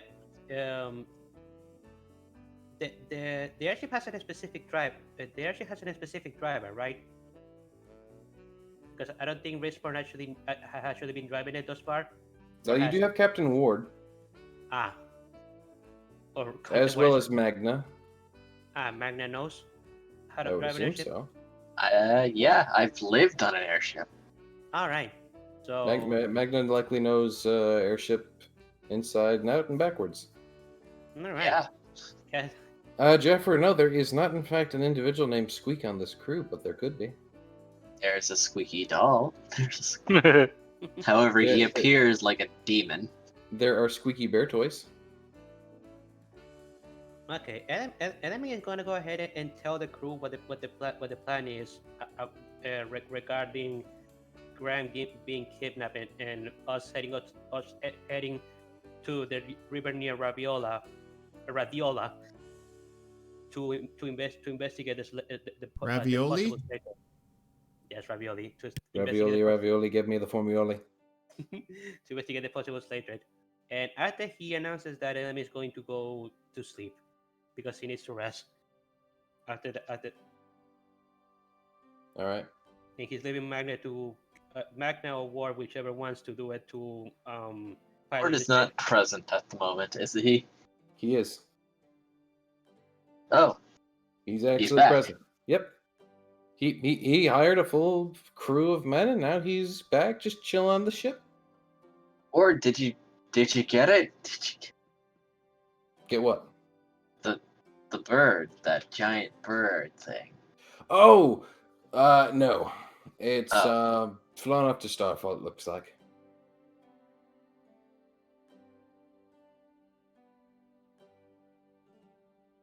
I see. Wasted no time getting a new crew. You know how easy it is for me. That is true. It's getting them to stay after a mission is the problem. It's getting them to stay. Right. So, did you ever meet someone named Twilight? Did you? Oh, what do you mean? Midnight's little friend. Yeah. Oh, Said she took a sword off you at one point? I don't recall that. I stabbed her today. All right. It wasn't a good sword, was it? I don't remember. Nah. Damn it. You know, I've had so many swords. I know, I really don't like her. There's a sword I stole from the Outshift Embassy. There's a sword I stole from Fortitude Captain Brigade. There's that one cutlass I had all fancy made. I think that one got blown up in the old ship.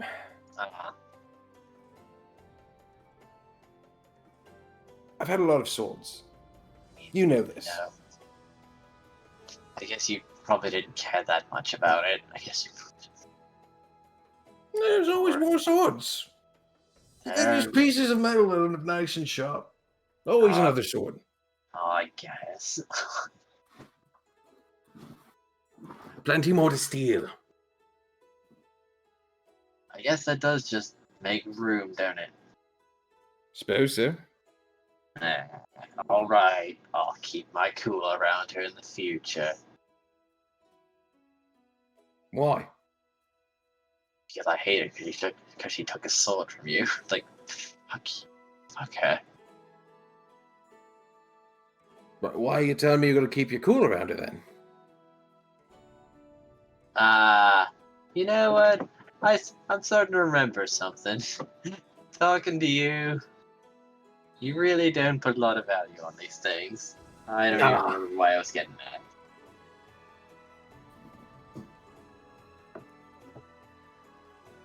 I mean, if you want to get mad at her, go get mad at her. I don't give a damn. Get in a bar fight, get pissed, get drunk, go kill something.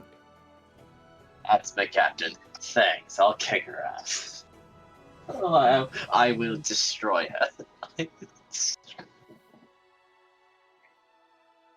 How can someone go out and about killing giant beasts if they can't even kill a man? You're absolutely right, Captain. Being calm never did anything for nobody.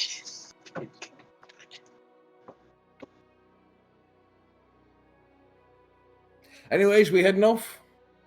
Yeah. Apparently we're going towards a river to see someone who kidnapped Graham, or see if they're there. And if not, we're probably gonna go to their territory and take him back anyway. Sounds like fun. We might be in for a city siege. But we'll just have to see how that goes.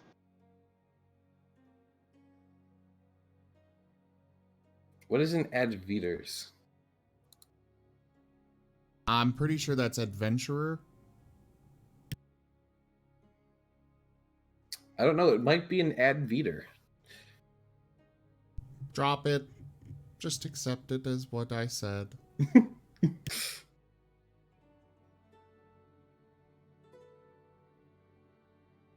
All right, fine. Anywho, blah. So that will come about when that comes about.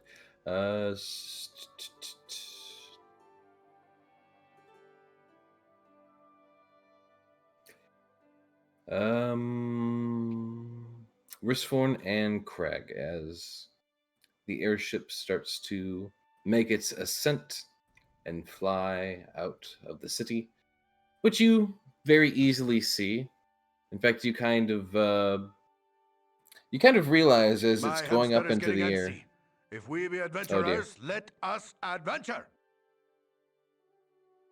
More influence. That was for the last. Okay. As the airship starts to rise and go up into the air, you kind of both of you kind of look at it and realize that it's not exactly stealthy. It's kind of big and. Well, I mean, if they're going down a river, they don't have much choice when it comes to courses. I mean, that's true. Either way, you realize stealth might not really be an option. Who knows? But the two of you make your way to the circus, as you're much more easily able to get to the circus, as that is just outside the city limits, as opposed to the several hours journey which they will be taking to travel the hundreds of miles to get to Radiola, or thereabouts. I really need to have like a key on the map to say this much is this many miles. It's not an insignificant amount, though, which is why they're only getting there by nightfall. In the meantime, though, you make your way to where you see the tents are slowly being placed up, as well as, additional preparations being made here and there. You can see various individuals walking about, various costumed individuals who have the sort of, an antiquated attire. The various jesters going about, people with masks that have large expressions on them of fear, happiness, anger, all that kind of stuff. Various shows and attractions that this circus would likely have with it.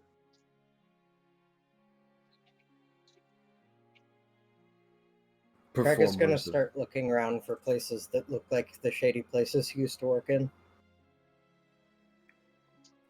Well, you definitely see some carts that have cages that hold. Right, boo? Oh, hello. Another influence. But you do see the cages about that hold various some actual exotic animals that you would not normally see. One of which that you can see that hasn't been fully covered yet. Most of them have tarps on them and whatnot. A few of them you can hear various growlings and whatnot. But you do see Chimera that hasn't been fully tented up yet.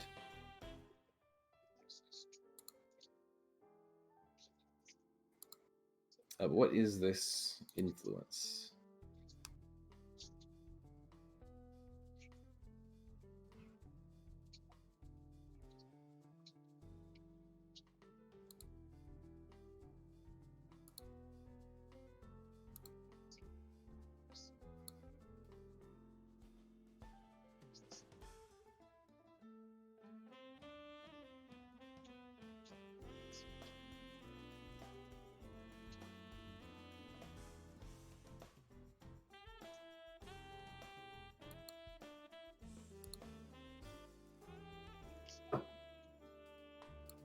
Zim? I'll send it to you once it's settled. You don't have to pause just because the sound. I thought you would. You would normally after the sound plays. It's just like you get it over to me in like a minute. I didn't know there's like it needed to settle or something. Well, they redeemed more than it was actually worth, so. Oh, okay, gotcha. I I see. I see you in chat. Okay, gotcha. Yeah. Well, in the meantime, while they're figuring that out, Can I run an investigation check to see if I notice anything that looks like dealings? you may go ahead and do so. Don't teach my hamster to suck eggs.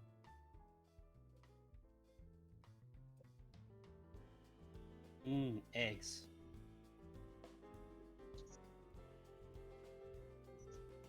As you are going about, you definitely see a few individuals in cloaks who are heading to a various, like, sort of secluded spot behind kind of where the main tent was being put up. But before you could get too far to properly investigate things out further, you're actually approached by a red dragonborn who is wearing a top hat, and he goes, "Hey, you there!" And he like goes to sort of pull you aside as he spots you out. Yeah? He glances over you softly and goes, what are you doing here? I'm just looking around. All right, the show's not ready yet, though. We need you to clear the place so that we can put everything up, you know? I understand you're excited, sir, but you're not part of the show. You have any room for a bear tamer? Craig says and points at his bear. Bear tamer? Oh.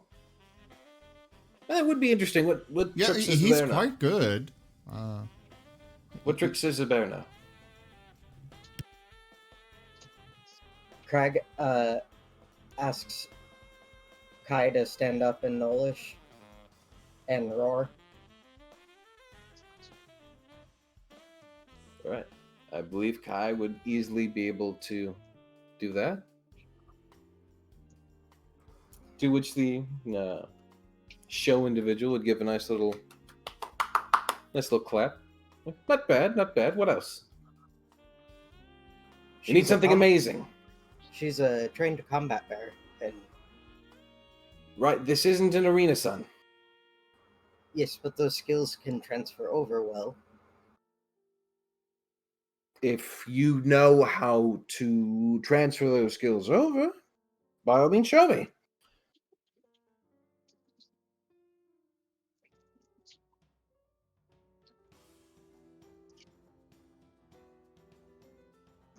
Hold on, I'm thinking my brain is having a brain fart. Interesting. I like that influence. That's an interesting influence. I like that. Yeah, and you can see why I was like, it's not quite enough for a major.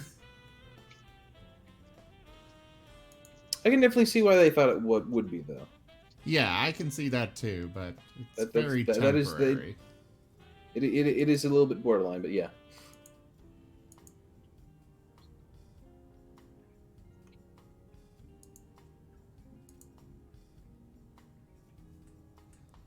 Anyways. So, Craig, what are you having Kai do to further persuade this individual? I roll out my toy bears and ask her to dance with the toy bears. Go for the eyes! Rusk! Just sort of dear. standing up, tappy tappy. More influences rolling in. Oh my. I think people really like the circus idea. Apparently. I mean, to be fair, some of these influences have nothing to do with the circus whatsoever. In fact, the majority of them don't, and some of these influences will actually be showing up on the airship. Go for the eyes, boo! Go for the eyes! Rusk! Oh boy. Craig is out of practice with tricking people. So that's 2 game-breaking influences that have been redeemed in a short span of time.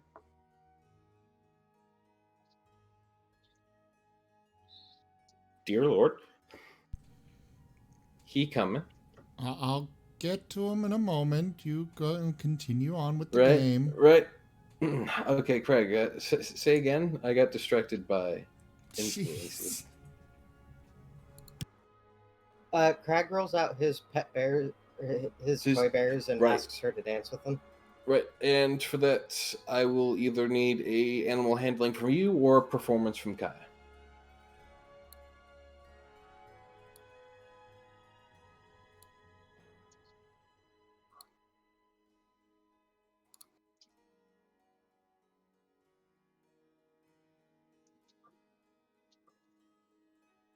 Craig. Well, as you put the toys out, Kai, who is more used to playing with toys than really properly dancing with them, kind of just stays on all fours and befuddles around with them, going to softly paw at them and watch them curiously. And she plays with them a little bit, but he's like, "Well, that's cute and all, but that's not exactly amazing." Craig looks at Risforn with a pleading look. Well, you could have Kai try and dance. He literally just tried to have Guy dance with some toys. All right. It's not wrong. Sorry, I'm dealing with the bunch of influence and stuff coming in, so. Right, right.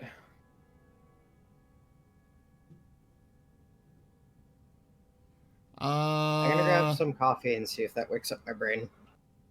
Your brain.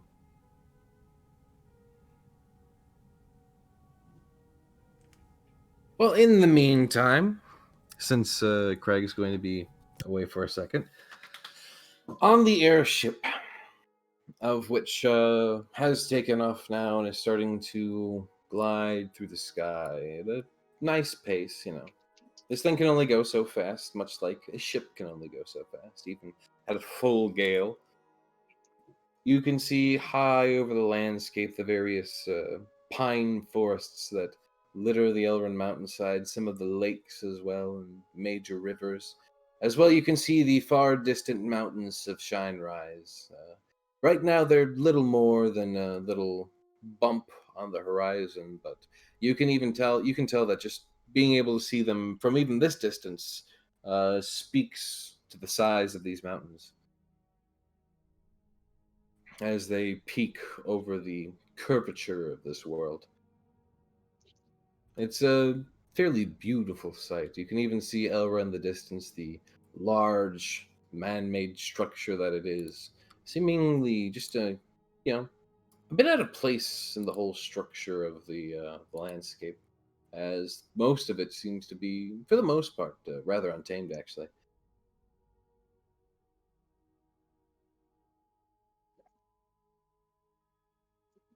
Okay.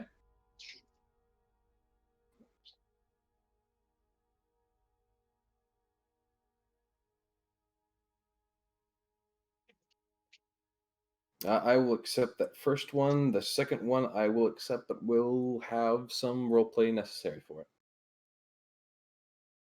Of course. Anywho.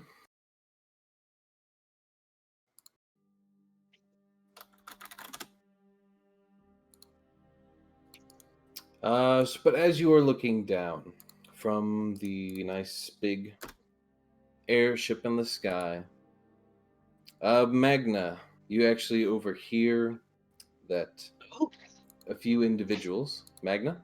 yes. Yes, you actually overhear a little bit of a commotion down below decks. And Ward already seems to have heard it as well and is starting to walk down below the decks of Yeah, let's curiosity. check that. Of course, the rest of you who are on the ship as well are welcome to join as you see these two sort of glance to each other and start walking down. If you're not already on the lower decks, of course. Or you can choose to opt out and simply be resting, as Element, I know you wanted to rest for your journey there. But Risforn, Euphoria. Sorry, did I say Risforn?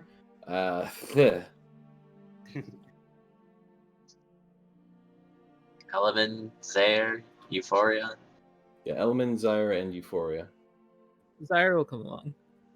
I'll go along. I'm actually curious to see what's going on. Enemies are already resting by this point, so he probably didn't hear anything. Oh, you only took a short rest? No, I said he's probably resting right now at this point. He probably didn't hear it. Yeah.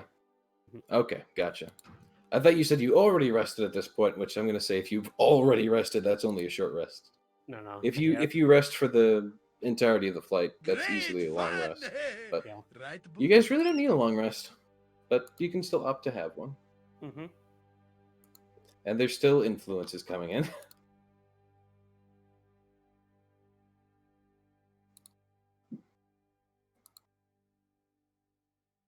Well, let's check out that commotion. Yep. I'm gonna just deny that one, Gaming Furry. Sorry. That's a little too much. What was it? It doesn't need to be brought up on stream. Fair enough. feel free to PM it. I'm always curious what they are, especially when they get denied before I even see them. So I'm always just curious about that.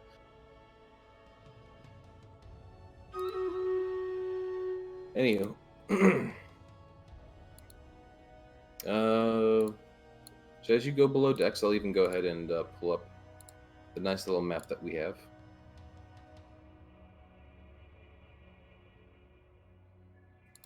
Right here. Whoop, that's not what I want to do. There we go. Our nice fine ship that was christened the Royal Rainbow and has not had its name changed since. Its various members of the crew are going about the decks. Euphoria, Magna. What? I'm putting down tokens. What were all those burping noises? That's The same Stream thing readers. How that have you it's not noticed this always before? been here, you know? yeah, that's not new. I know it's not new. I actually never knew what they are for. So you've just been accepting that it happens every now and again. Yeah. Gotcha. Yeah, normally if you hear a little trumpet sound and then you start hearing all that, that's the stream raiders on the stream going on. A little background game that we have for the viewers where they can That's pretty cool. We're just Play not some, getting anybody participating in full. Participating. You guys can have up to 6 troops. We didn't have anybody with all of them. No. You guys gotta we gotta get people putting all of their troops down that they can. Otherwise, well, we lose like that. Well, I mean, I just have to keep remembering to glance back at it every time my time limit's up. Oh, don't worry. If you have stream raiders open, it'll blare at you every time you have a new unit ready to place. It's kind of annoying, actually. That's why I have the sound off, because that might get cut on my mic. Right. Anywho. But as you guys are about on the airship, Elman, I'm not placing your token down because you are still resting. Rest in peace, my dude. Not finally, but you know, just have some good rest. That was so ominous. Rest in peace. In many pieces.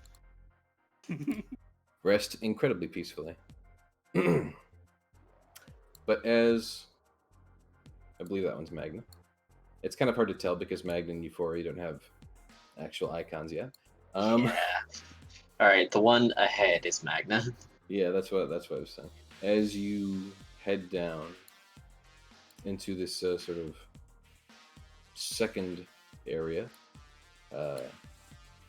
you come and see one of the guards here, who seems to be glancing back down, and then glances back over to you, as well as the captain, as the captain's there with you. I'll put down a green dragonborn to represent the captain. He's an alligator, but you know, that works. It works, it works. It works. Green dragonborn, alligator. I always think of war as Kinke rule. That may or may not have played some role in his Creation. Oh, a curse. How fortunate. Anywho, as you sort of get down, one of the guards looks toward Magna and just goes at attention and goes, "Sir, we found a stowaway." Stowaway. Yes. Well, who are they? What are they? They seem to be a bit of a mouse. A mouse, you say? That's right, sir. Captain Ward looks at him a bit confused. Just goes, "So what's the issue?" Ah, memories. I remember when I stayed away on Captain Wood's ship. The guard just kind of like glances between the few of you, confused. But so he's a stowaway. And then Captain Ward just goes, "Yes, what's the issue?" Is this a common occurrence in Ward's previous ship? Oh yeah.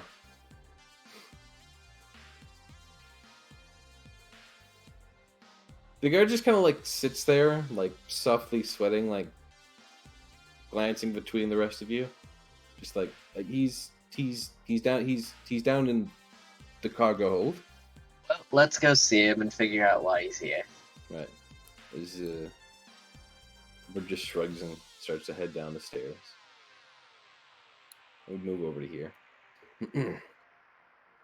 As you get down there, again, I'm using a different token than the race that is actually being portrayed.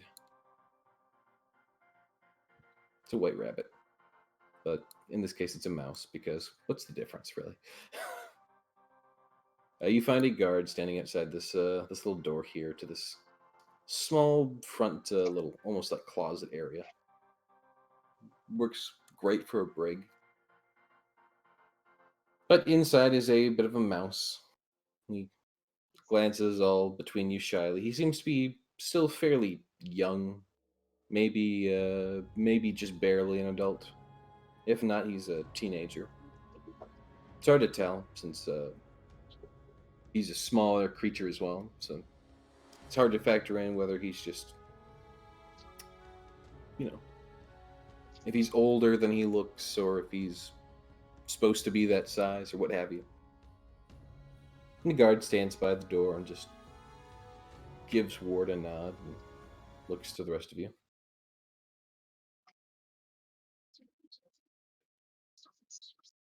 Then Ward glances to the party and goes, you know this guy?" Nope. Unless you're No that thief that pickpocketed Element earlier. You're not, are you?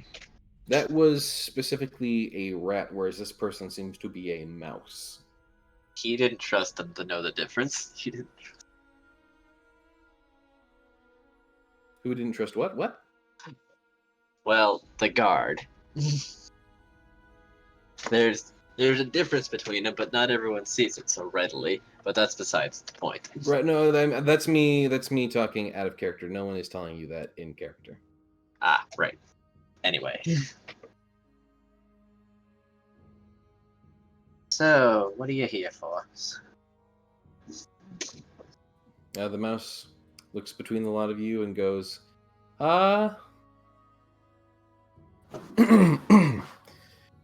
well, see, I'm a baker, but I kind of wanted to go on adventures, and I heard Captain Ward was talking about his adventures, and I wanted to come, but he didn't want me to. So you did it anyway. Welcome aboard. Well, that was easy. Ward just gives a soft shrug and starts going up the stairs. All right, well, yeah, sure. And he just walks off, doesn't even care.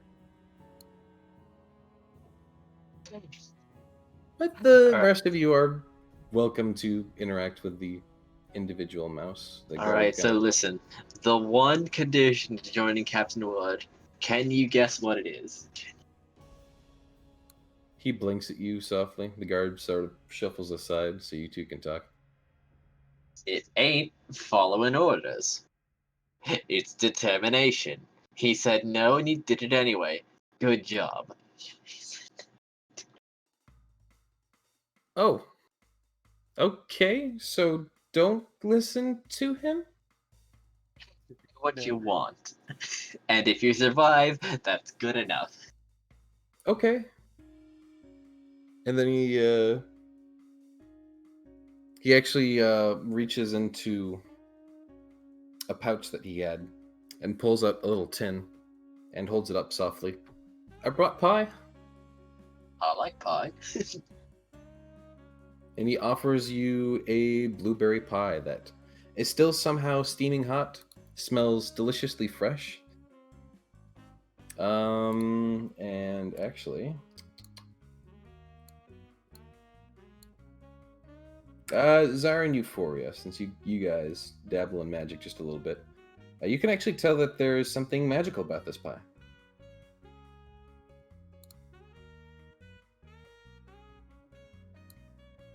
Yeah, that is really odd.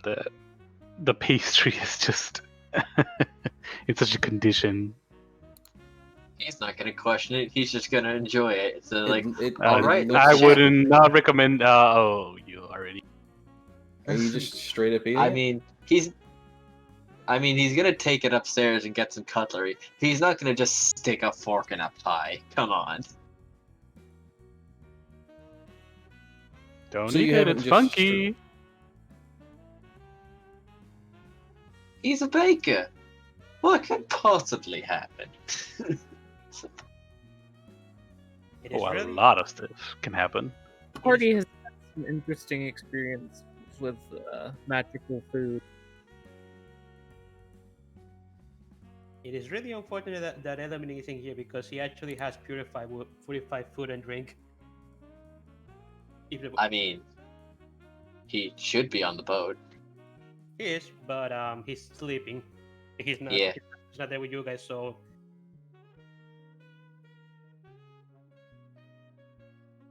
Well, let's have some pie. But first, so how long you been a baker? You got anything special that we should be aware of? He glances up to you and blinks a few times. Oh, I've been doing this basically as long as I can remember. I'm really good at it. Did you ever have memory loss, or have you always been interested in being a baker? And then an adventurer? Well, I've always been interested in being an adventurer, but my parents were bakers. My grandparents were bakers. Oh, you come from a long line of bakers. Well, you can keep baking on here. We'll surely appreciate it. Okay, do you have a kitchen? Yes. It ain't much, but it is a kitchen. Follow me, and you'll take him to the kitchen. Wherever that might be on the ship. Well, I'm not gonna say no to sweets, but if we all start changing fur colors, I mean, I told you. Well, don't worry. I'll try it first. And then if something happens, you can tell me I told you so. He starts to like softly skitter off after you.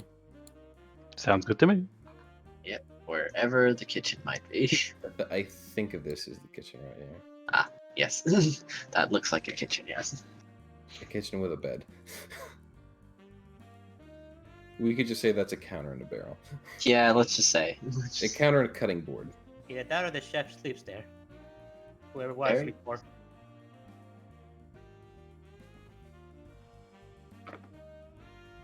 Anywho,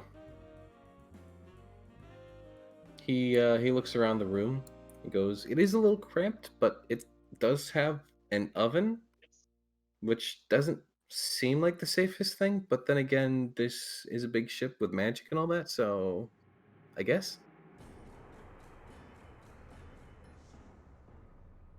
Yep.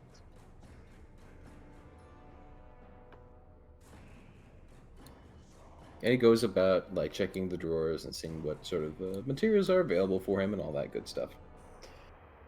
Meanwhile, back at the circus side of things, which I know you guys have a pie to try, but we'll put that on hold for a minute and let it cool off. But back on the circus side of things with Risforn and Crag, the two of you are still trying to impress the veritable ringmaster of sorts with Kai's performance for who knows why. I just want free access. That's a good way to get free access, I suppose. You still have yet to wow him, though. Alright, Crag tries to give the dancing command again, but this time pulls back the toys. All right. It's still going to need either a animal handling or a performance check from Kai. Much better. It seems without the toys distracting her as much, she is able to sort of get it back up on her hind two legs and sort of like softly waves her arms back and forth and does a bit of a twirl, and it's nice. He just gives a soft little nod and a smile and goes, "All right, it's definitely not ready for the show, but you know what? I like you. We can work something out. Uh,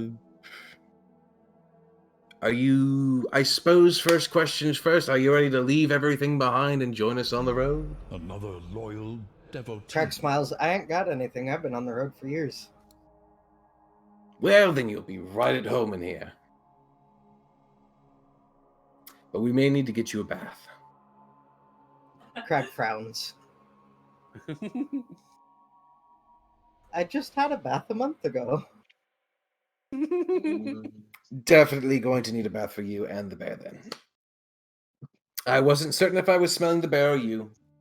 I'm certain now. It may be both.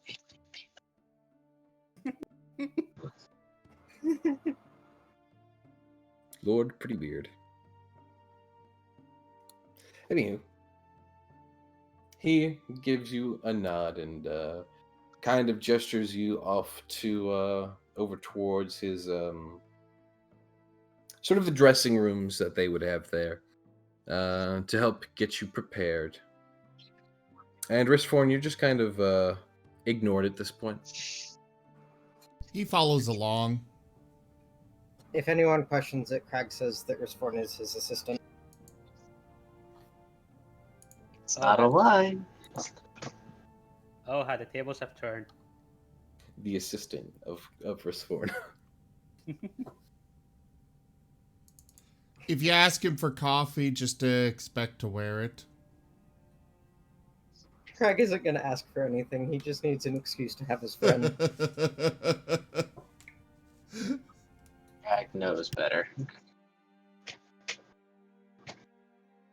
Crag knows better, huh?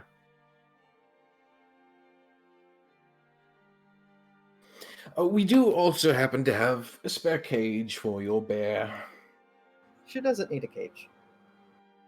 She stays with me. Perhaps not, but people often tend to feel safer going about the circus grounds when the animals are not roaming about freely. Crag frowns. She does best with me. I've had her since she was a cub. Well, you can stay with her near her cage if you want. Like I said, it's not that you have a show. So you can stick with her, but once the ticketing starts and once we start letting people in, we will need her in a cage, or we're going to have to ask you to go find a place to spend the night somewhere else. Crag frowns. Crag, Kai does have a bear permit. She does. Meaning that, you know, she is certified as being safe around people. You can see it right there on the collar. He nods softly as he casually looks it over. Right. Okay. Has she been declawed?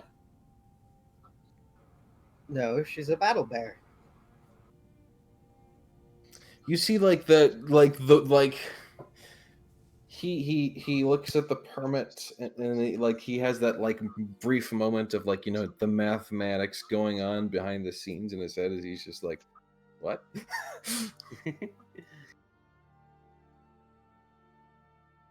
So I used to do work for the king as an adventurer. She was my companion. But now I am just a traveler.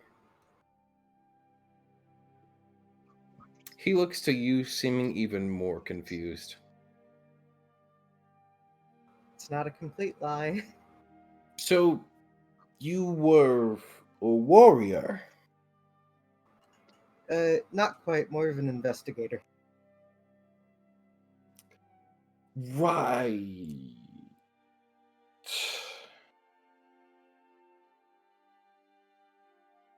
Well then,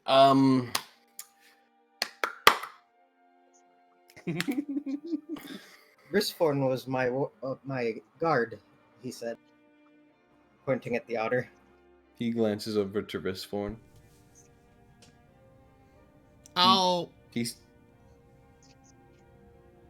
Go ahead. He's a little short for a god, isn't he? He's Oh, liking. don't worry. I've got it. As, you know, that static electricity that's basically always surrounding him, it just kind of flares up a bit. Risforn is a Super Saiyan.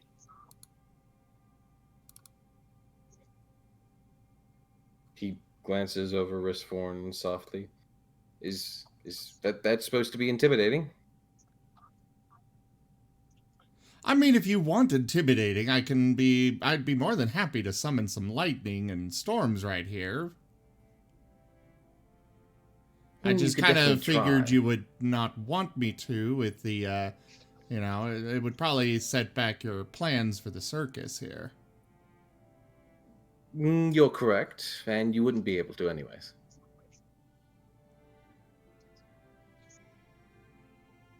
Well, now that just sounds like a challenge.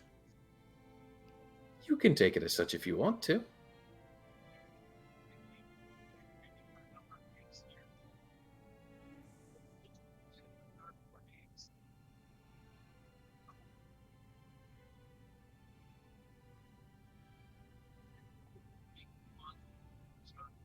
He stares at you.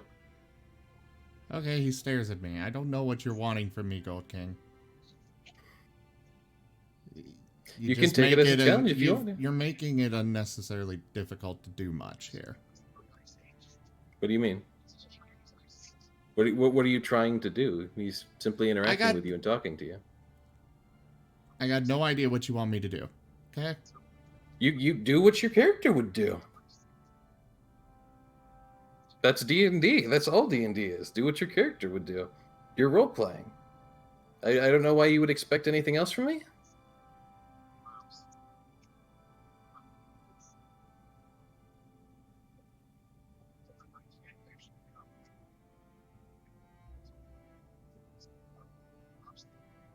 He claps his hands. So, anyways, I'm going to have to go ahead and say, given that she's a battle man, probably still want her in a cage. But like I said, you can stay with her. Don't worry about that. I'd be more than happy with you and her in a cage. It's a nice cage, though. They're very fancy carvings and all that. Nice thick metal bars. We give them Craig plenty frowns, of food and but water. accepts for now. He tells Kai to be good and knowledge. He gives a nod and whistles over to a few circus hands who would come, and he would order them to pull over a cart, which they would be able to do, as you know, the sort of oh, what's the word for it? Risforn, do you know any Nolish?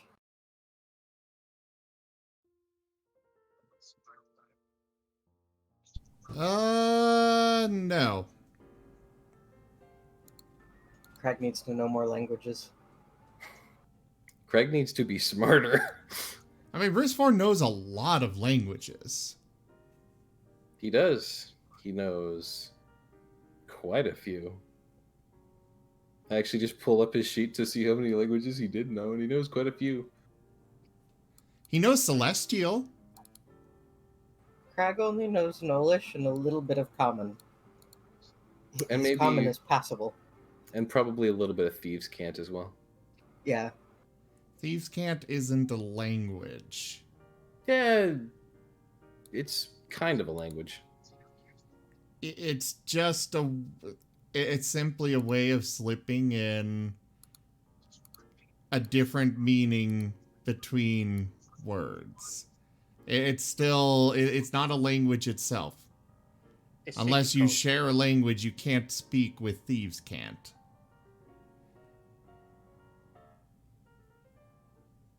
I mean, Yeah. fair. What would I you mean- what would you classify it as then? I mean, I guess it doesn't matter. Thieves' Cant is a way of talking. The closest thing I would say would be it's more of like an accent kind of thing rather than an actual. It's definitely not a language.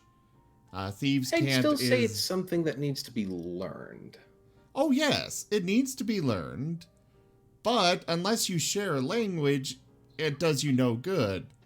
You both might Right. know how to speak with thieves can't, but if you don't speak common together or Nolish or whatever, if you both don't speak that, thieves can't does you no good. The All right, fair closest relation, the only thing that thieves can't does have as far as any form of a quote-unquote language would be symbols that little marks that can get left on the outside of a building to either say this is a profitable hit or warning of danger, just little symbols like that, but those are very basic and not exactly a language even still. Right. Sense.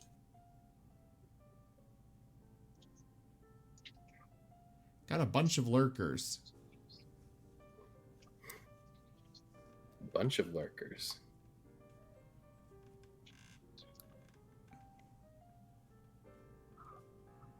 Why is there a lurk command? What does that do? A what? I just noticed that. I'm curious now. Well, try it. Okay, fine. I'm gonna lurk. That's just a thing that people do for, some people come in and run that command, and then I've got that message saying, please talk. So being a lurker is just, if I put in the lurk command, it's just a little hi. Basically. Okay, interesting. Thief can't like field script. Right. Well, anyways, Craig, you are eventually you and Kai are brought a nice little cart by which the you and the bear can sort of sit in, or you can leave Kai there if you so choose. He seems to be perfectly fine if you do, but he seems to specifically, want Kai in the cage for now, at least.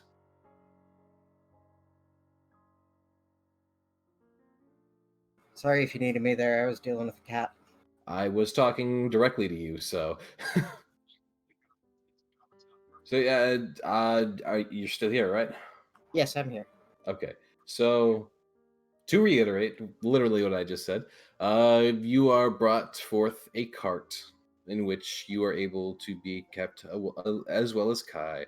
Though, if you do so choose, you're welcome to leave the cart and leave Kai there if you want to. He doesn't seem to have a problem with that, but he does seem to very much want Kai inside of a cage. Craig is going to stay near the cage for now and wait for a moment to talk with Risforn. All right, you're welcome to do so.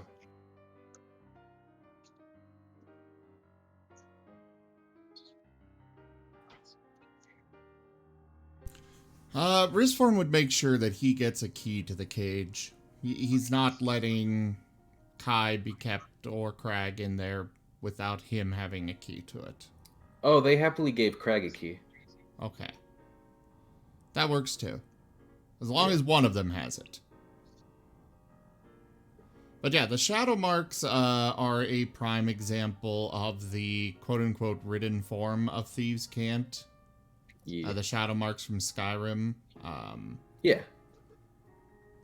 But it's just a basic symbol rather than, again, a language. Makes sense. So anyways, Risforn's hanging out outside the cage. He doesn't want to be in it, but, it's right there. So I believe Craig wanted to talk to you, unless he lied about that. If everything is out of earshot, Craig is going to go to Razum and says, do you have a way to quickly break bars if needed? quickly break bars?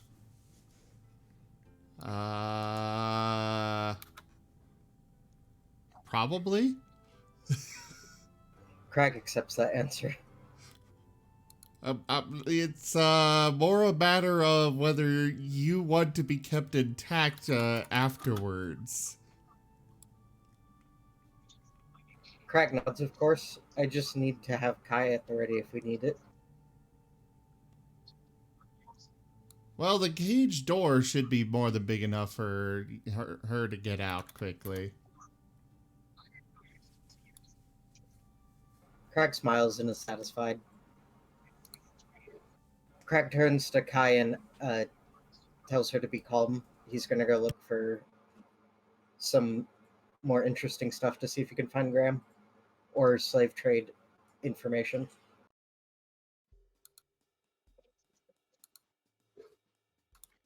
Right, you're looking for more slave trade information, more of those shady deals? Did I hear that correct? Sorry. Hello? I didn't mute myself. Sorry, my cat's throwing a fuss. What was it? What, I kind of spaced out and like, what were you asking me again? Oh, I was going to continue my search after telling Kai to stay calm and stay still. Okay. She knows the stay command pretty well, so. Do you continue your search where you saw those hooded figures gathering, or are you going to go and try and look for something else?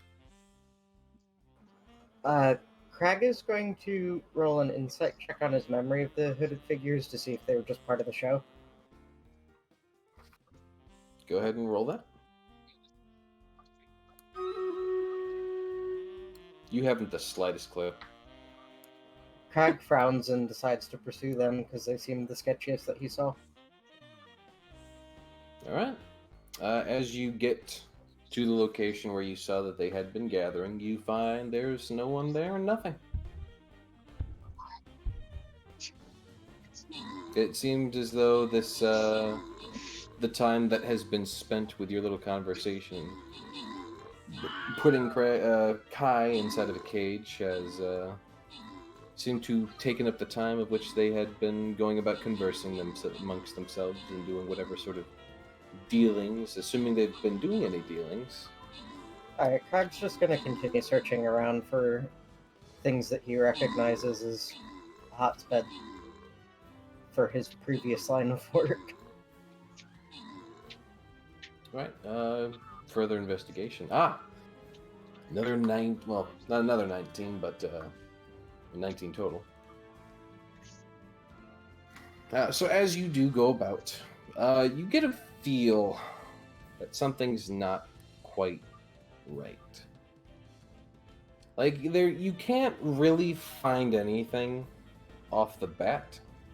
If they are doing something here, it feels as though they're doing a good job of hiding it. But off the top of your head, like, you know how some of these rings are run, and it feels very much like, yeah, something's wrong here. Okay. The worst part is you're not entirely sure who all's in on it, because some people seem legitimate, and other people feel like, I'm not sure about you, and I'm not even sure if that's just you, or if that's, like, you're trying to hide something, or, if, it's just because I'm a stranger and you don't know me. Because you do get a few side-eye glances a lot, and, like, a few people seem, curious about you, just being new now, and now that your bear has a cage here, a few people, have been, like, whispering about you and glancing over at you, and, you've been walking around and, like, investigating, and so far, as I'm aware, you haven't really been interacting with people. So they're just, like, generally confused. Crag turns to Risforn and relays that he feels slightly off and that we should probably talk to some people, but he's better at that kind of thing. Yeah.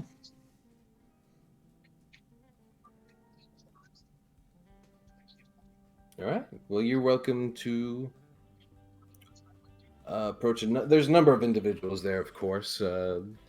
As I stated before, there are various jesters, not clowns, but jesters, acrobatists. There are the tamers that are currently there, who currently are, variously checking up on the tarps He and cages. he picks someone who looks the most friendly and the least busy and asks them for a tour and says that he's new here.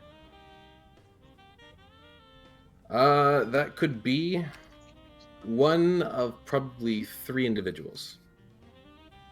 You've got a concessions boy who seems to just, be preparing various foods and whatnot, and seems to just be like cooking up some stuff like popcorn and whatnot. You've got a female acrobatist who seems to be a friendly sort.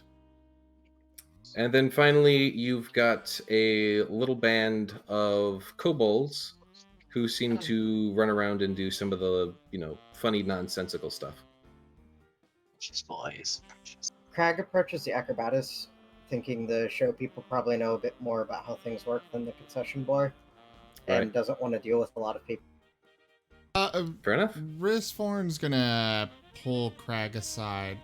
Actually, I think the boy would probably be our better bet for getting information. Because he probably Why do you wouldn't think that? understand. He probably would not understand the need to keep quiet on things, as opposed to an adult. Crag nods. That sounds fair. And Alright, so they you're do get approaching- into mischief sometimes and discover things. So you're approaching the concessions boy. Yes. All right, so as you walk up to him, he looks at you and gives you a bit of a wave and goes, "Hey, you're new?" Yes, Crag here's got a bear. Right. A bear. I'm a bear tamer, but I'm a bit new, so I was hoping for a tour if you had time. Oh, sure, I guess. I'm just making some of the food beforehand. It's got to be all fresh and whatnot. I could do a bit of a short tour, I guess. And any useful info you have about living with these people would be great. Thank you. In information? Well, sort of the ropes and culture around here. He cocks his head at you softly and seems a bit confused. Culture? You mean like nation? Crag frowns and is struggling with common words. To be fair, the boy doesn't seem to be terribly intelligent either.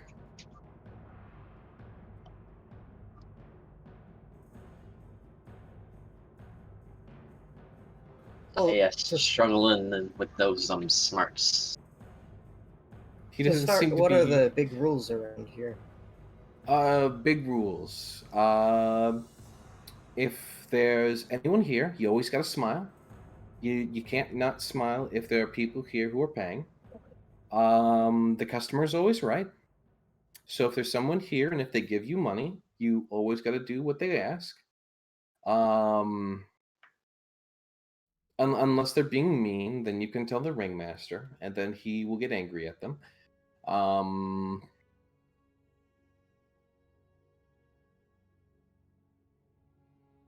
he sits there and thinks for a bit.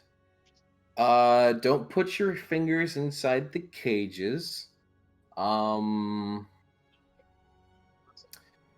go anywhere you're not supposed to go.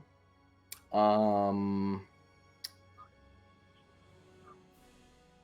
he just like lists off what's on like basic rules, like don't steal stuff, don't be mean.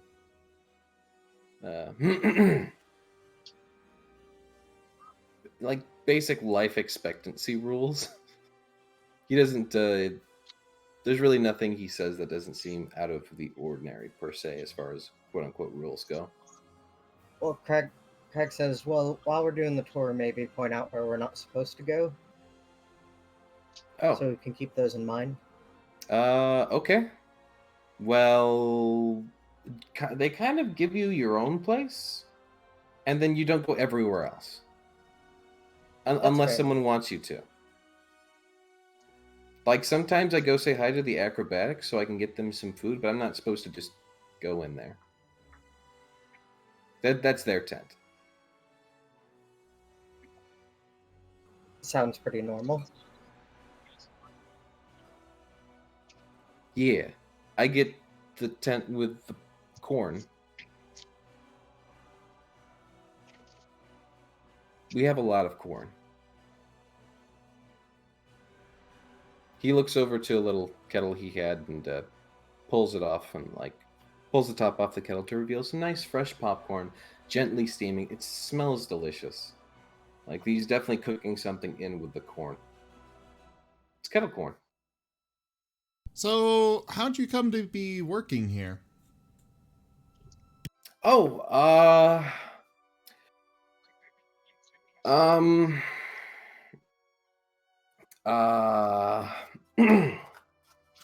he softly fidgets with his fingers a little bit.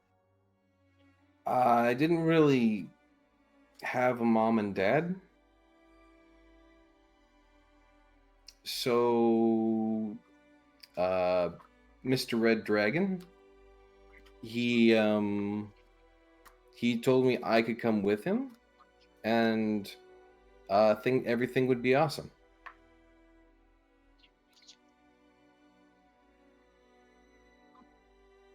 Has it been awesome?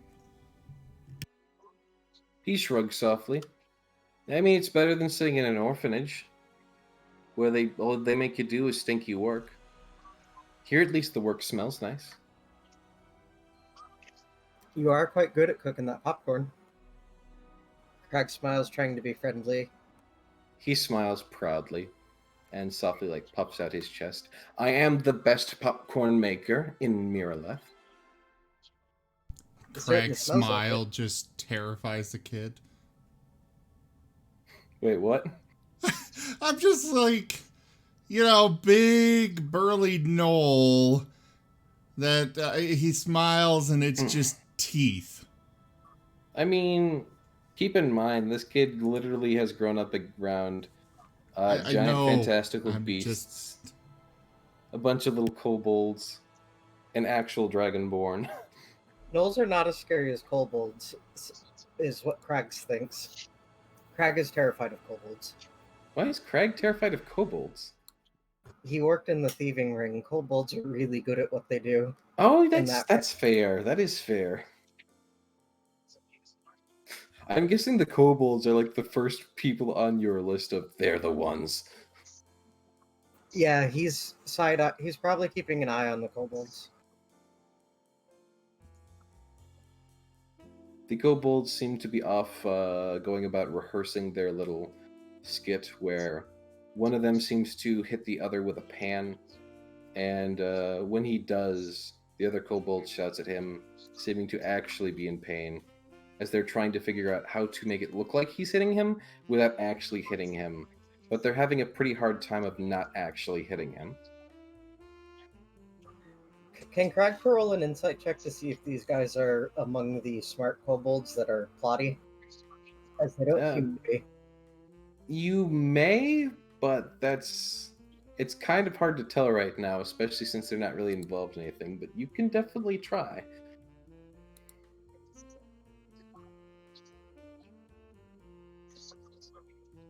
Yeah, you don't know.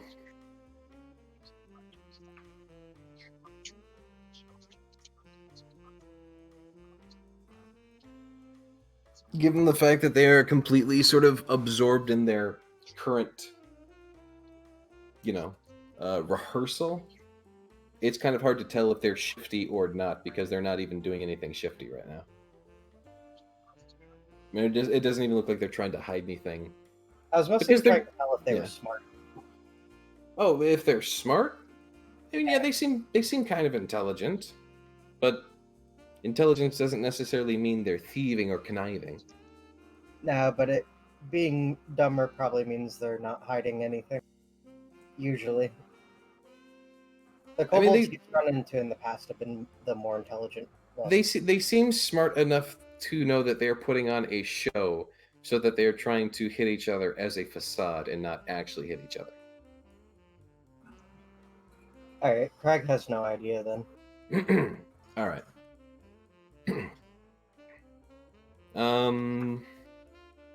So there's that observation made. The kid is still sitting there, seeming all proud of himself as he starts setting some bags aside of this freshly popped corn.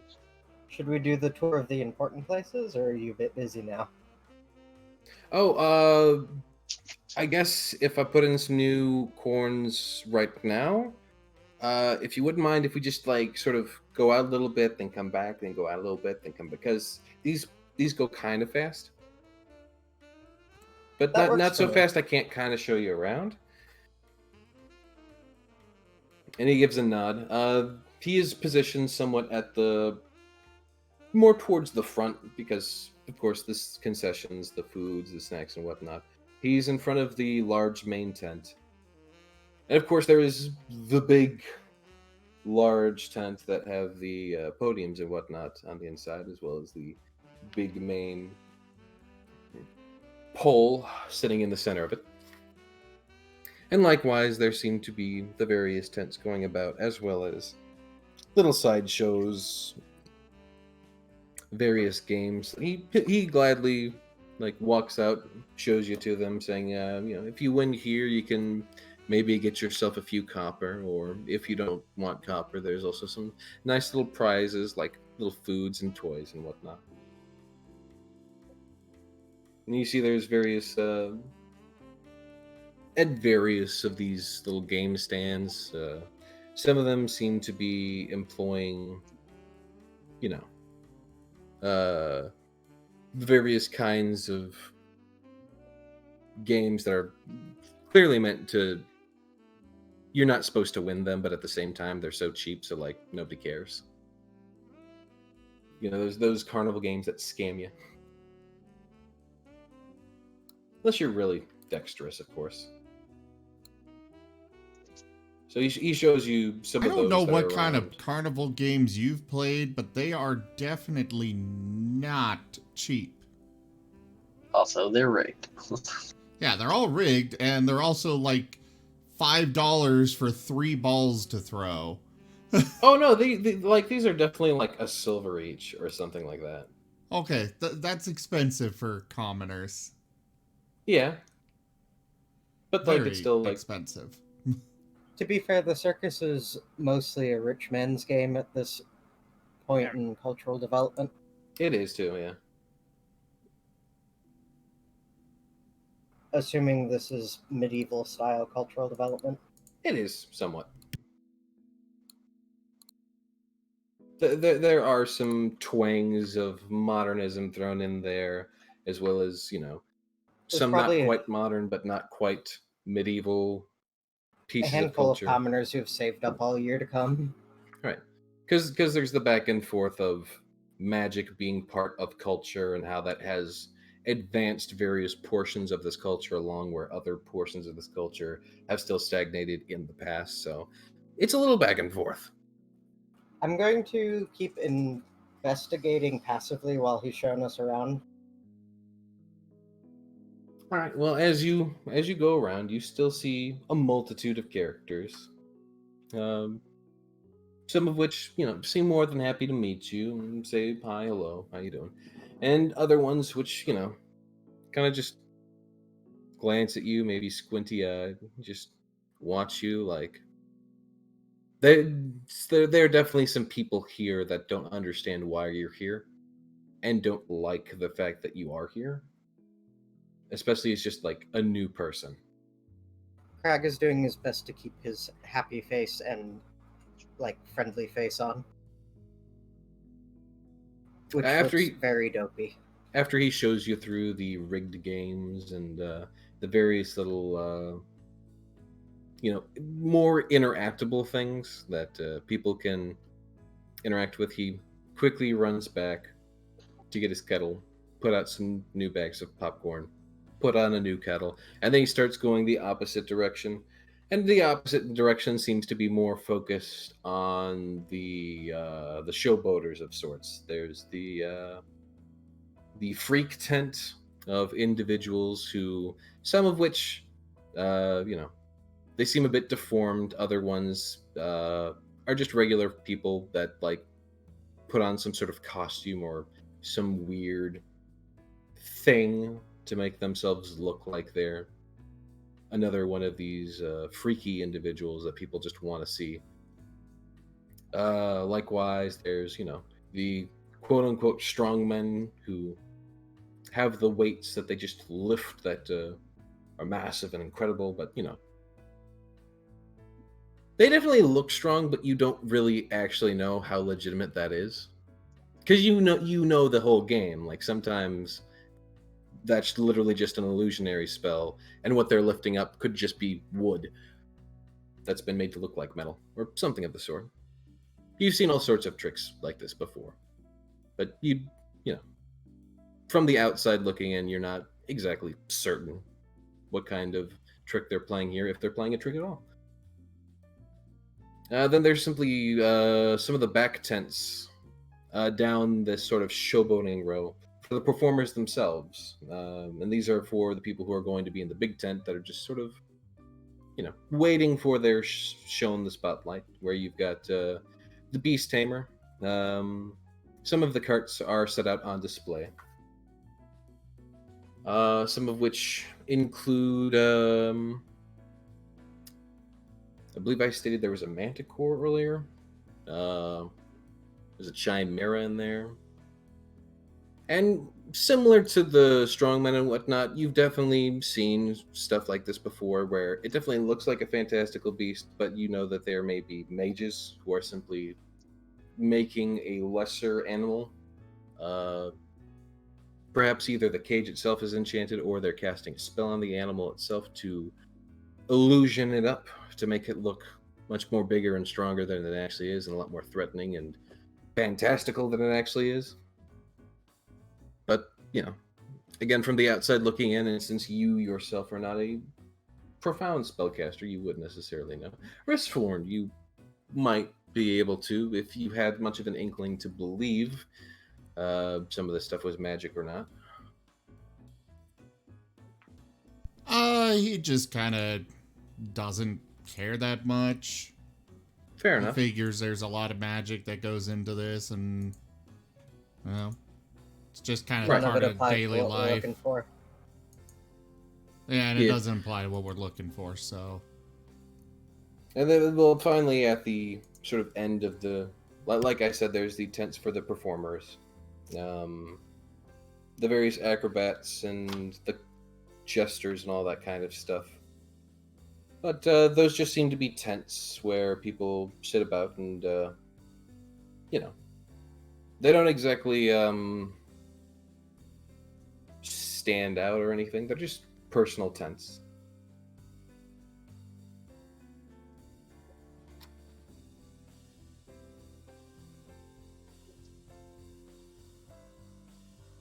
And then the, once you've been showed those things, assuming there's really no reaction to any of it, the boy once again heads back, goes to his popcorn, starts setting up a new kettle, and then looks between the lot of you and says, well, that's basically it. It kind of goes all the way around the main tent as you saw, and then the main tent is just kind of empty until they start letting people in. That's really it. We have a few wagons out in the back, but those are just wagons.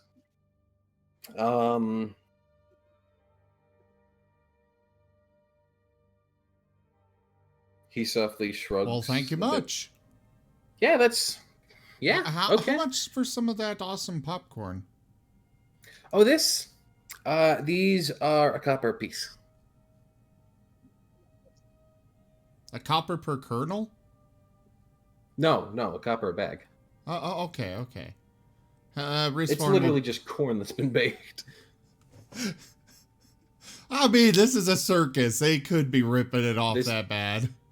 This is true, but they do still want something for common folk to buy who may still be incredibly poor, but it's like, hey, He'll people toss love a the copper corn. over. Well, get me one.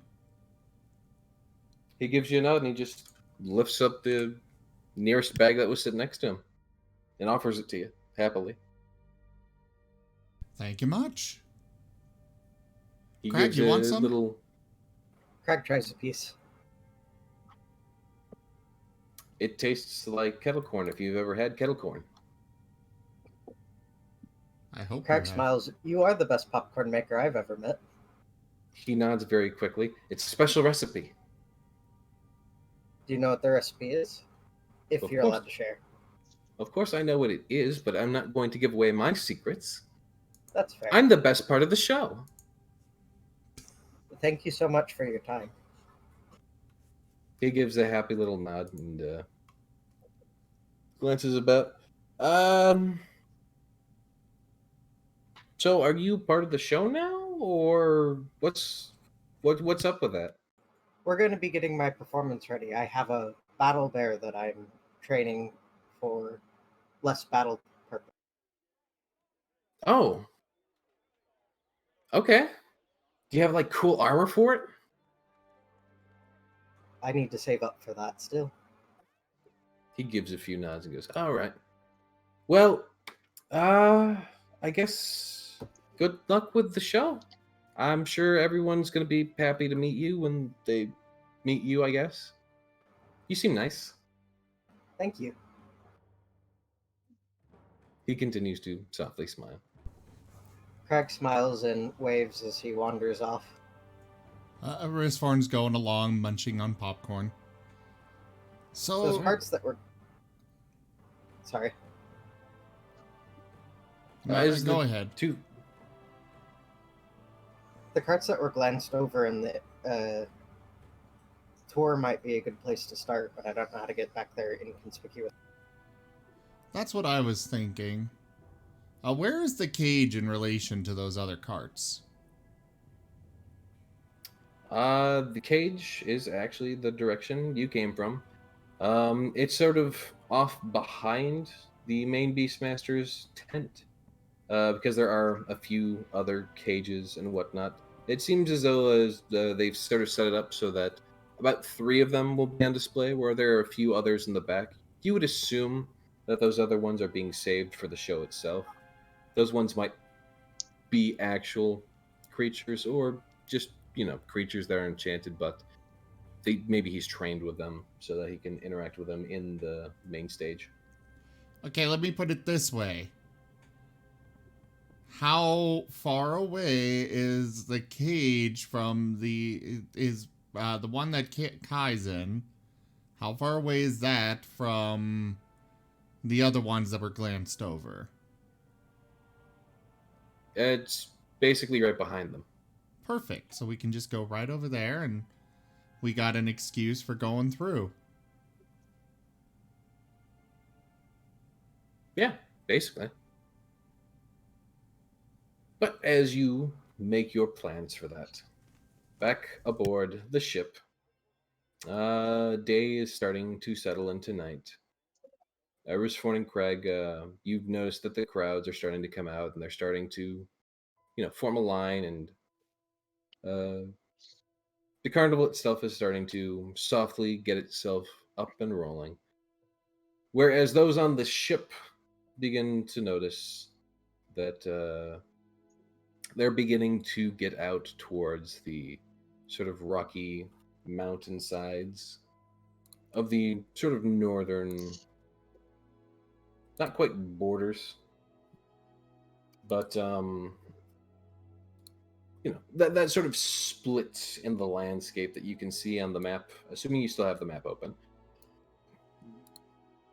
Excuse me. But that sort of split on the map between where the white starts to turn to a darker brown, earthen black. As you start to sort of move over that first set of mountains, you start to look down and you can see between the snow, there's a bit of the desolation to the landscape. Much as the map would lead you to believe, the nature, just everything out here is barren and dying. It definitely looks like it wasn't that way all the time, especially given that you can see a river running through. Zaire, as you see this yourself, it would likely be painful to see with your connection to nature, as you know, as a druid more naturally would. It is just, it's like atrocious. Right. It is seeing where nature once was, and it has been trampled to the point of death.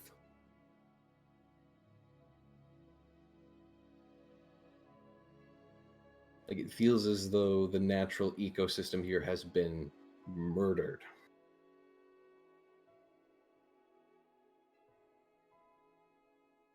And Zaire this, will solemnly take off his hat and bow his head. and to make matters worse, of course, it goes on for miles as far as you can see past this mountainous ridge. And as the ship sort of continues floating over and drifts onwards towards the sort of area of Radiola, you believe you can kind of see in the last stretches of light as the sun sets the ruins of what was likely a great city at one point, but now is little more than rubble and decay and broken foundations, toppled over rocks. It's hard to say how long it's been a ruin, though. Many of the buildings and many of the styles upon which things have been built still feel as though something you might see from some of your hometowns or normal cities that you've recently been through and seen as well. It just looks like it's been absolutely decimated. It's hard to tell what's happened here.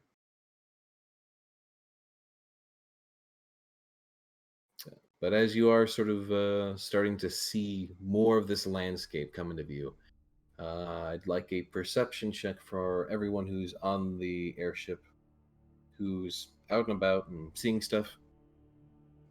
If you're Fine, I still should be resting, awake. you're still resting, Element. Okay.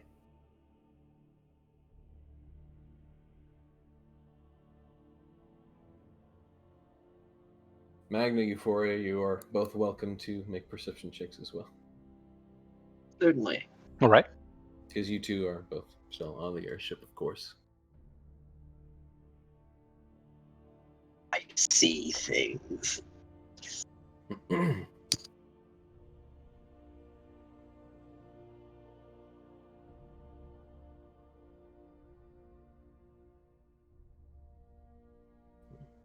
Magna, you fairly expertly actually see kind of off in the distance, not quite in the direction of Radiola, but more off to the right of some of the mountainside cliffs near Radiola, but not quite there. You take note of what you swear is a small purple light amidst the various canyon rocks. Yep, we're gonna have to remember that place.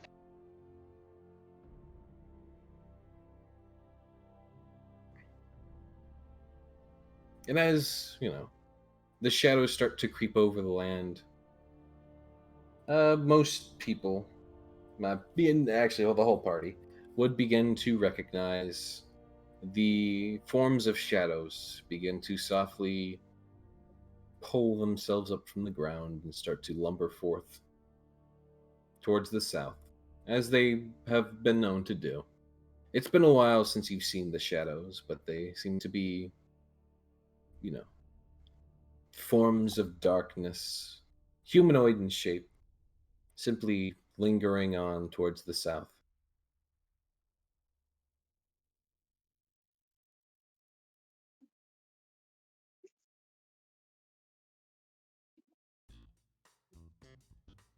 Your ship certainly doesn't have an absolute final destination at this point. And you're getting to the point, the area where of which they said you would want to start looking out for, of course, that camp that may be set up.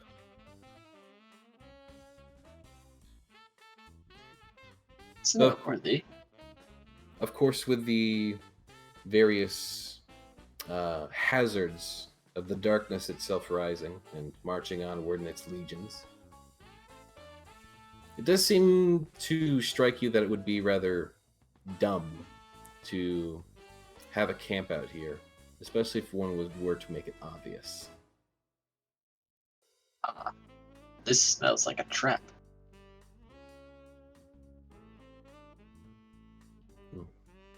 Regardless, you do need a final heading or place to set down the ship. Yeah. Where do you guys decide to go? What do you decide to do? And Magda, do you point out that purple light to anyone else?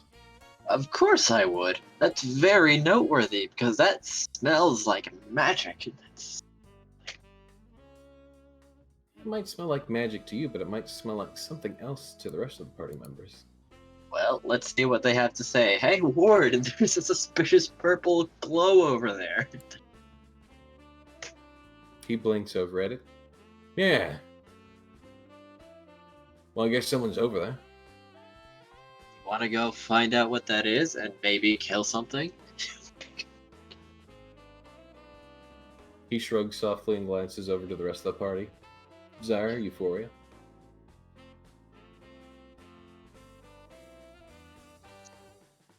That sounds good to me. I mean, It's your friend we're going to look for. I don't know what exactly we're looking for.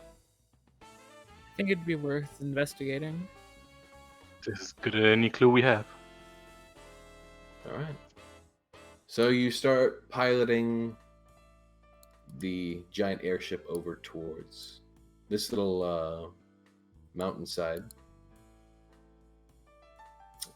Though the question quickly becomes apparent as to how you're going to approach this.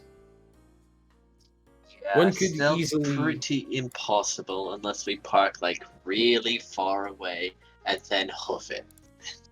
Yeah, your options are basically to land towards the bottom of the mountain, though that has a bit of risk to it, as the Legions of Darkness are, of course, marching southbound. So they would most likely eventually get to it, probably before you could even climb the mountain up to the spot that you'd seen before. Alternatively, Ward would suggest you could just fly above them and drop down from below, but they would see you coming a mile away. Finally, he does also suggest that they could do much the same thing, but drop you off further away and sort of just hope that either by dropping you off in a different portion of the mountain or far enough down that they couldn't see the airship, that, they wouldn't see you guys head out. Though you guys still might run into the darkness, you'd at least be able to take care of them and maybe still get the jump on this camp. Does seem like a really good idea, actually. We just have to find that perfect spot. That seems to be the best course of action.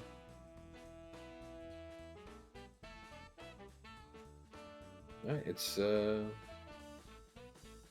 your choice. So Gosh, how long has it been since I fought proper darkness?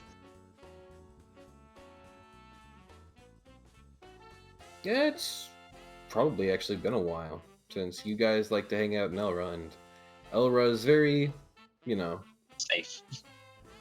they enjoy bragging about how far north they are and not having to deal with the darkness. The only other individuals that could make such a claim are Alt-Sheaf and Sulfra.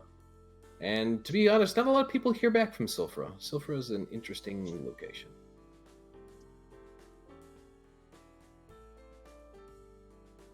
Safety.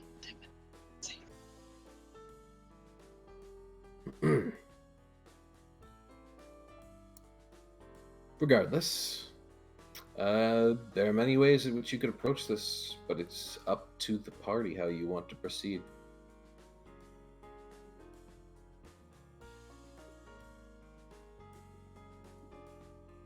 I mean, I really like that third option though. It seems both safe and doable. It's Right? Well, if you decide on that option, then there's the question of where do you want to go? You could probably be dropped off on top of the mountain from a different angle on the same elevation in the mountain. You could probably be dropped off at the base of the mountain. There's all sorts of places you could be dropped in at. if we could be dropped off at the same elevation, climbing up and down wouldn't be as much of an issue, and neither would returning. But then you've got climbing left to right. Also true.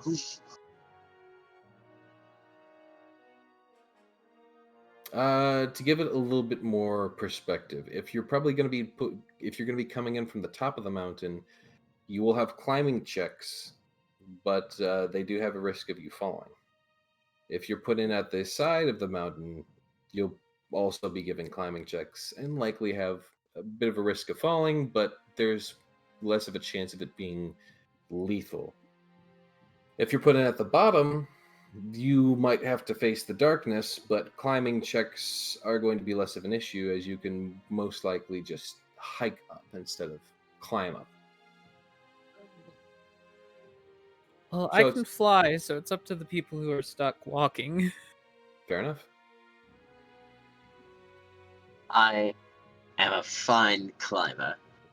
However, my compatriots, I'm not so sure about. You also might want to go and wake up Element. Yeah, let's go wake up Element. Because Element is, here, just asleep.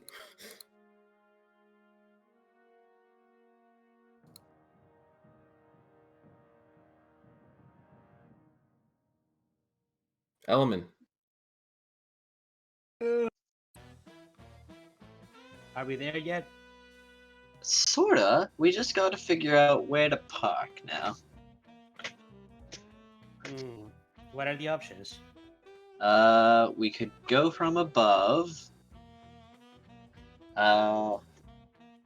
Then we'd have to go down the mountain and, maybe trip, and it could be bad. Park on the same elevation, and we could get over there. It's less risky, but still risky. Or we could go down from the bottom of the mountain up to them. We could hike it, but we could meet enemies. To note, this isn't them parking. This is them dropping you off and then taking off again. Dropping us off. There is, of course, an option to To still just go drop on top of them. Yeah, just drop on them. But they'll probably see you coming, so you'll go right into combat. Yeah, that's not a good idea. Or they could potentially just land the ship in the camp as well, which might do some collateral damage to both the ship and the camp, which might cause some chaos, but there's no telling what could happen due to that. There's various risky ways you could try and play this that could end up good, could end up a bit more bad, and there's various ways of which you could try to play this a bit more safe, but there's no risk reward there.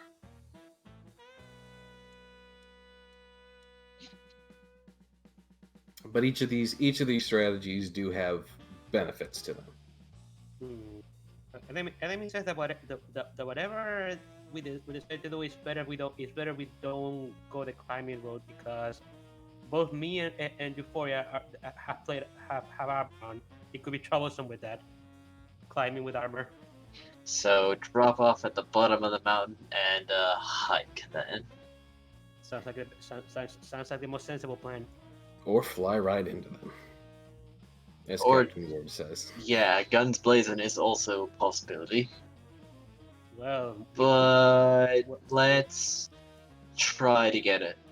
Try to get the jump on them.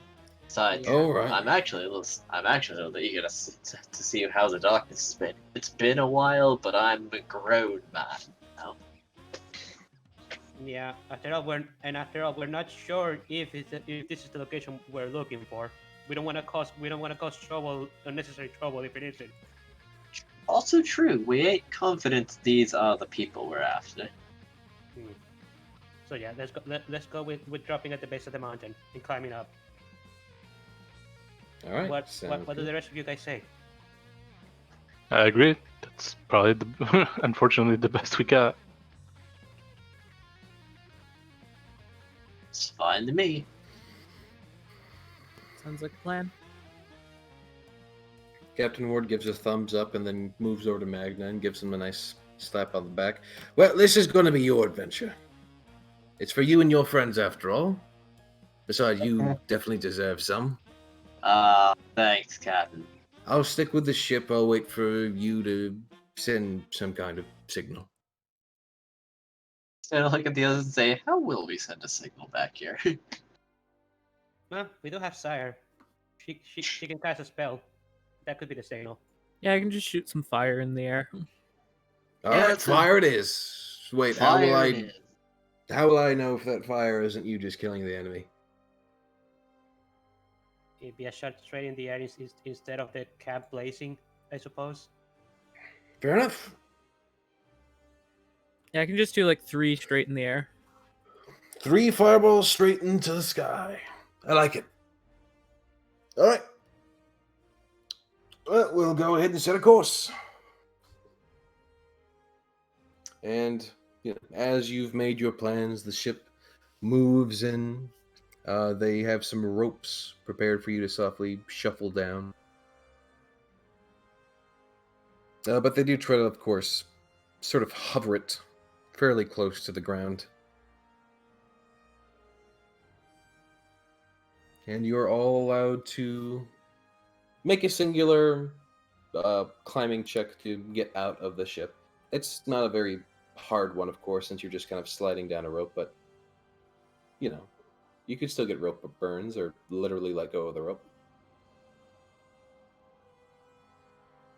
Zyre will glide down with his wings.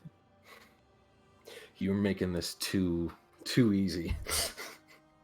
What is the climbing? Well, when you got them, What would I climbing check be? Dexterity or something?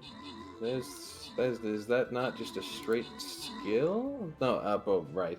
It would probably be Acrobatics? athletics or acrobatics. Athletics. I'll go with athletics. It's Yeah. better. All right, you're able to Athletics shimmy your way is down. climbing. Yeah, they're climbing down a rope. Still athletics. Also, Yeah. Euphoria climbed down there on very stylish. Which is what I've had them. That's what they're rolling. Also, Euphoria climbed down the rope very stylish, like.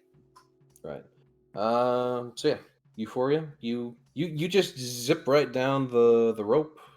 You would normally have rope burns due to this, but you're actually remembering, oh hey, I've got armor on, and you just zip right down it, and your armor just it's a little bit warm to your hands, but all of the friction is basically just absorbed by your armor, whereas everyone else takes a moment or two to swiftly inch their way down, climb their way down. They take some more time.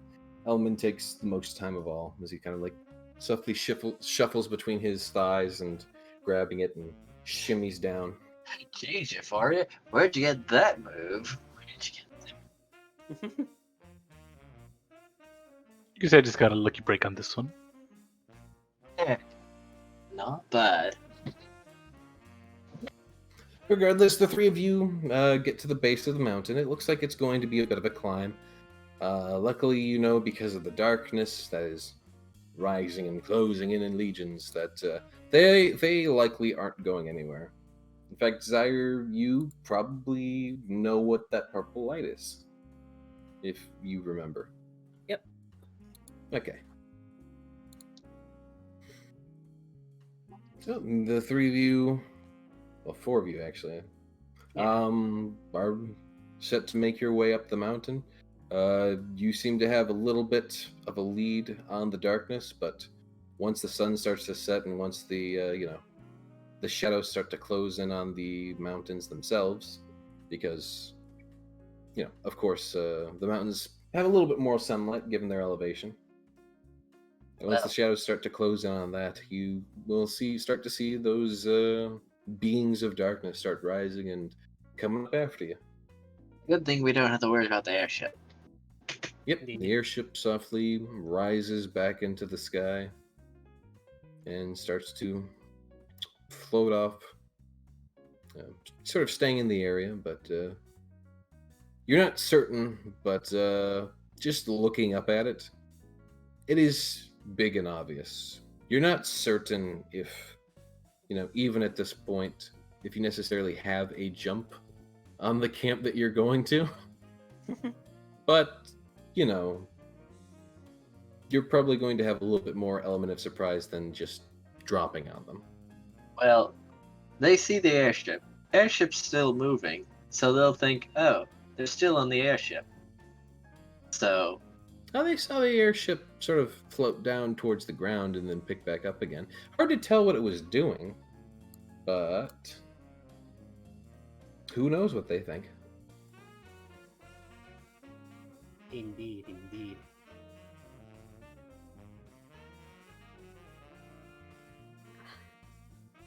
You're still fairly certain they probably saw the airship at some point, though. And that's the main thing I'm trying to convey here. Regardless, we are getting towards the end of our time here, so starting combat at this time would probably not be wise. Yeah, it's a good what's it called, Clayhammer. Yeah. As Euphoria, Magna, Elemen, and Zaire prepare to face off against both the darkness and a strange camp with a purple emanating light, Risforn and Crag, as well as Kai, seek to infiltrate this circus in the hopes that there is something deeper and darker to be discovered that may have a clue as to why Graham had been captured and how he had been moved so quickly. This will help you develop the circus story more during the week. Oh yes, absolutely. I definitely can develop it now that I have time to. Thanks for splitting the party, guys. That'll make it easier to TPK and develop the TPK for you. You're welcome. Question mark?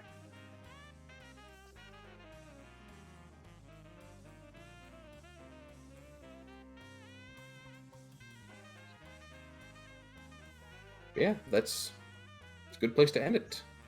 All right. Thank you all so much for joining us this evening for Tales of Miraleth Dungeons and Dragons.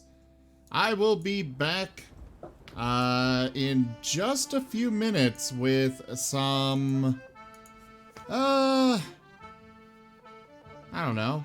Give me suggestions for games. Ones that I've been playing recently, rather.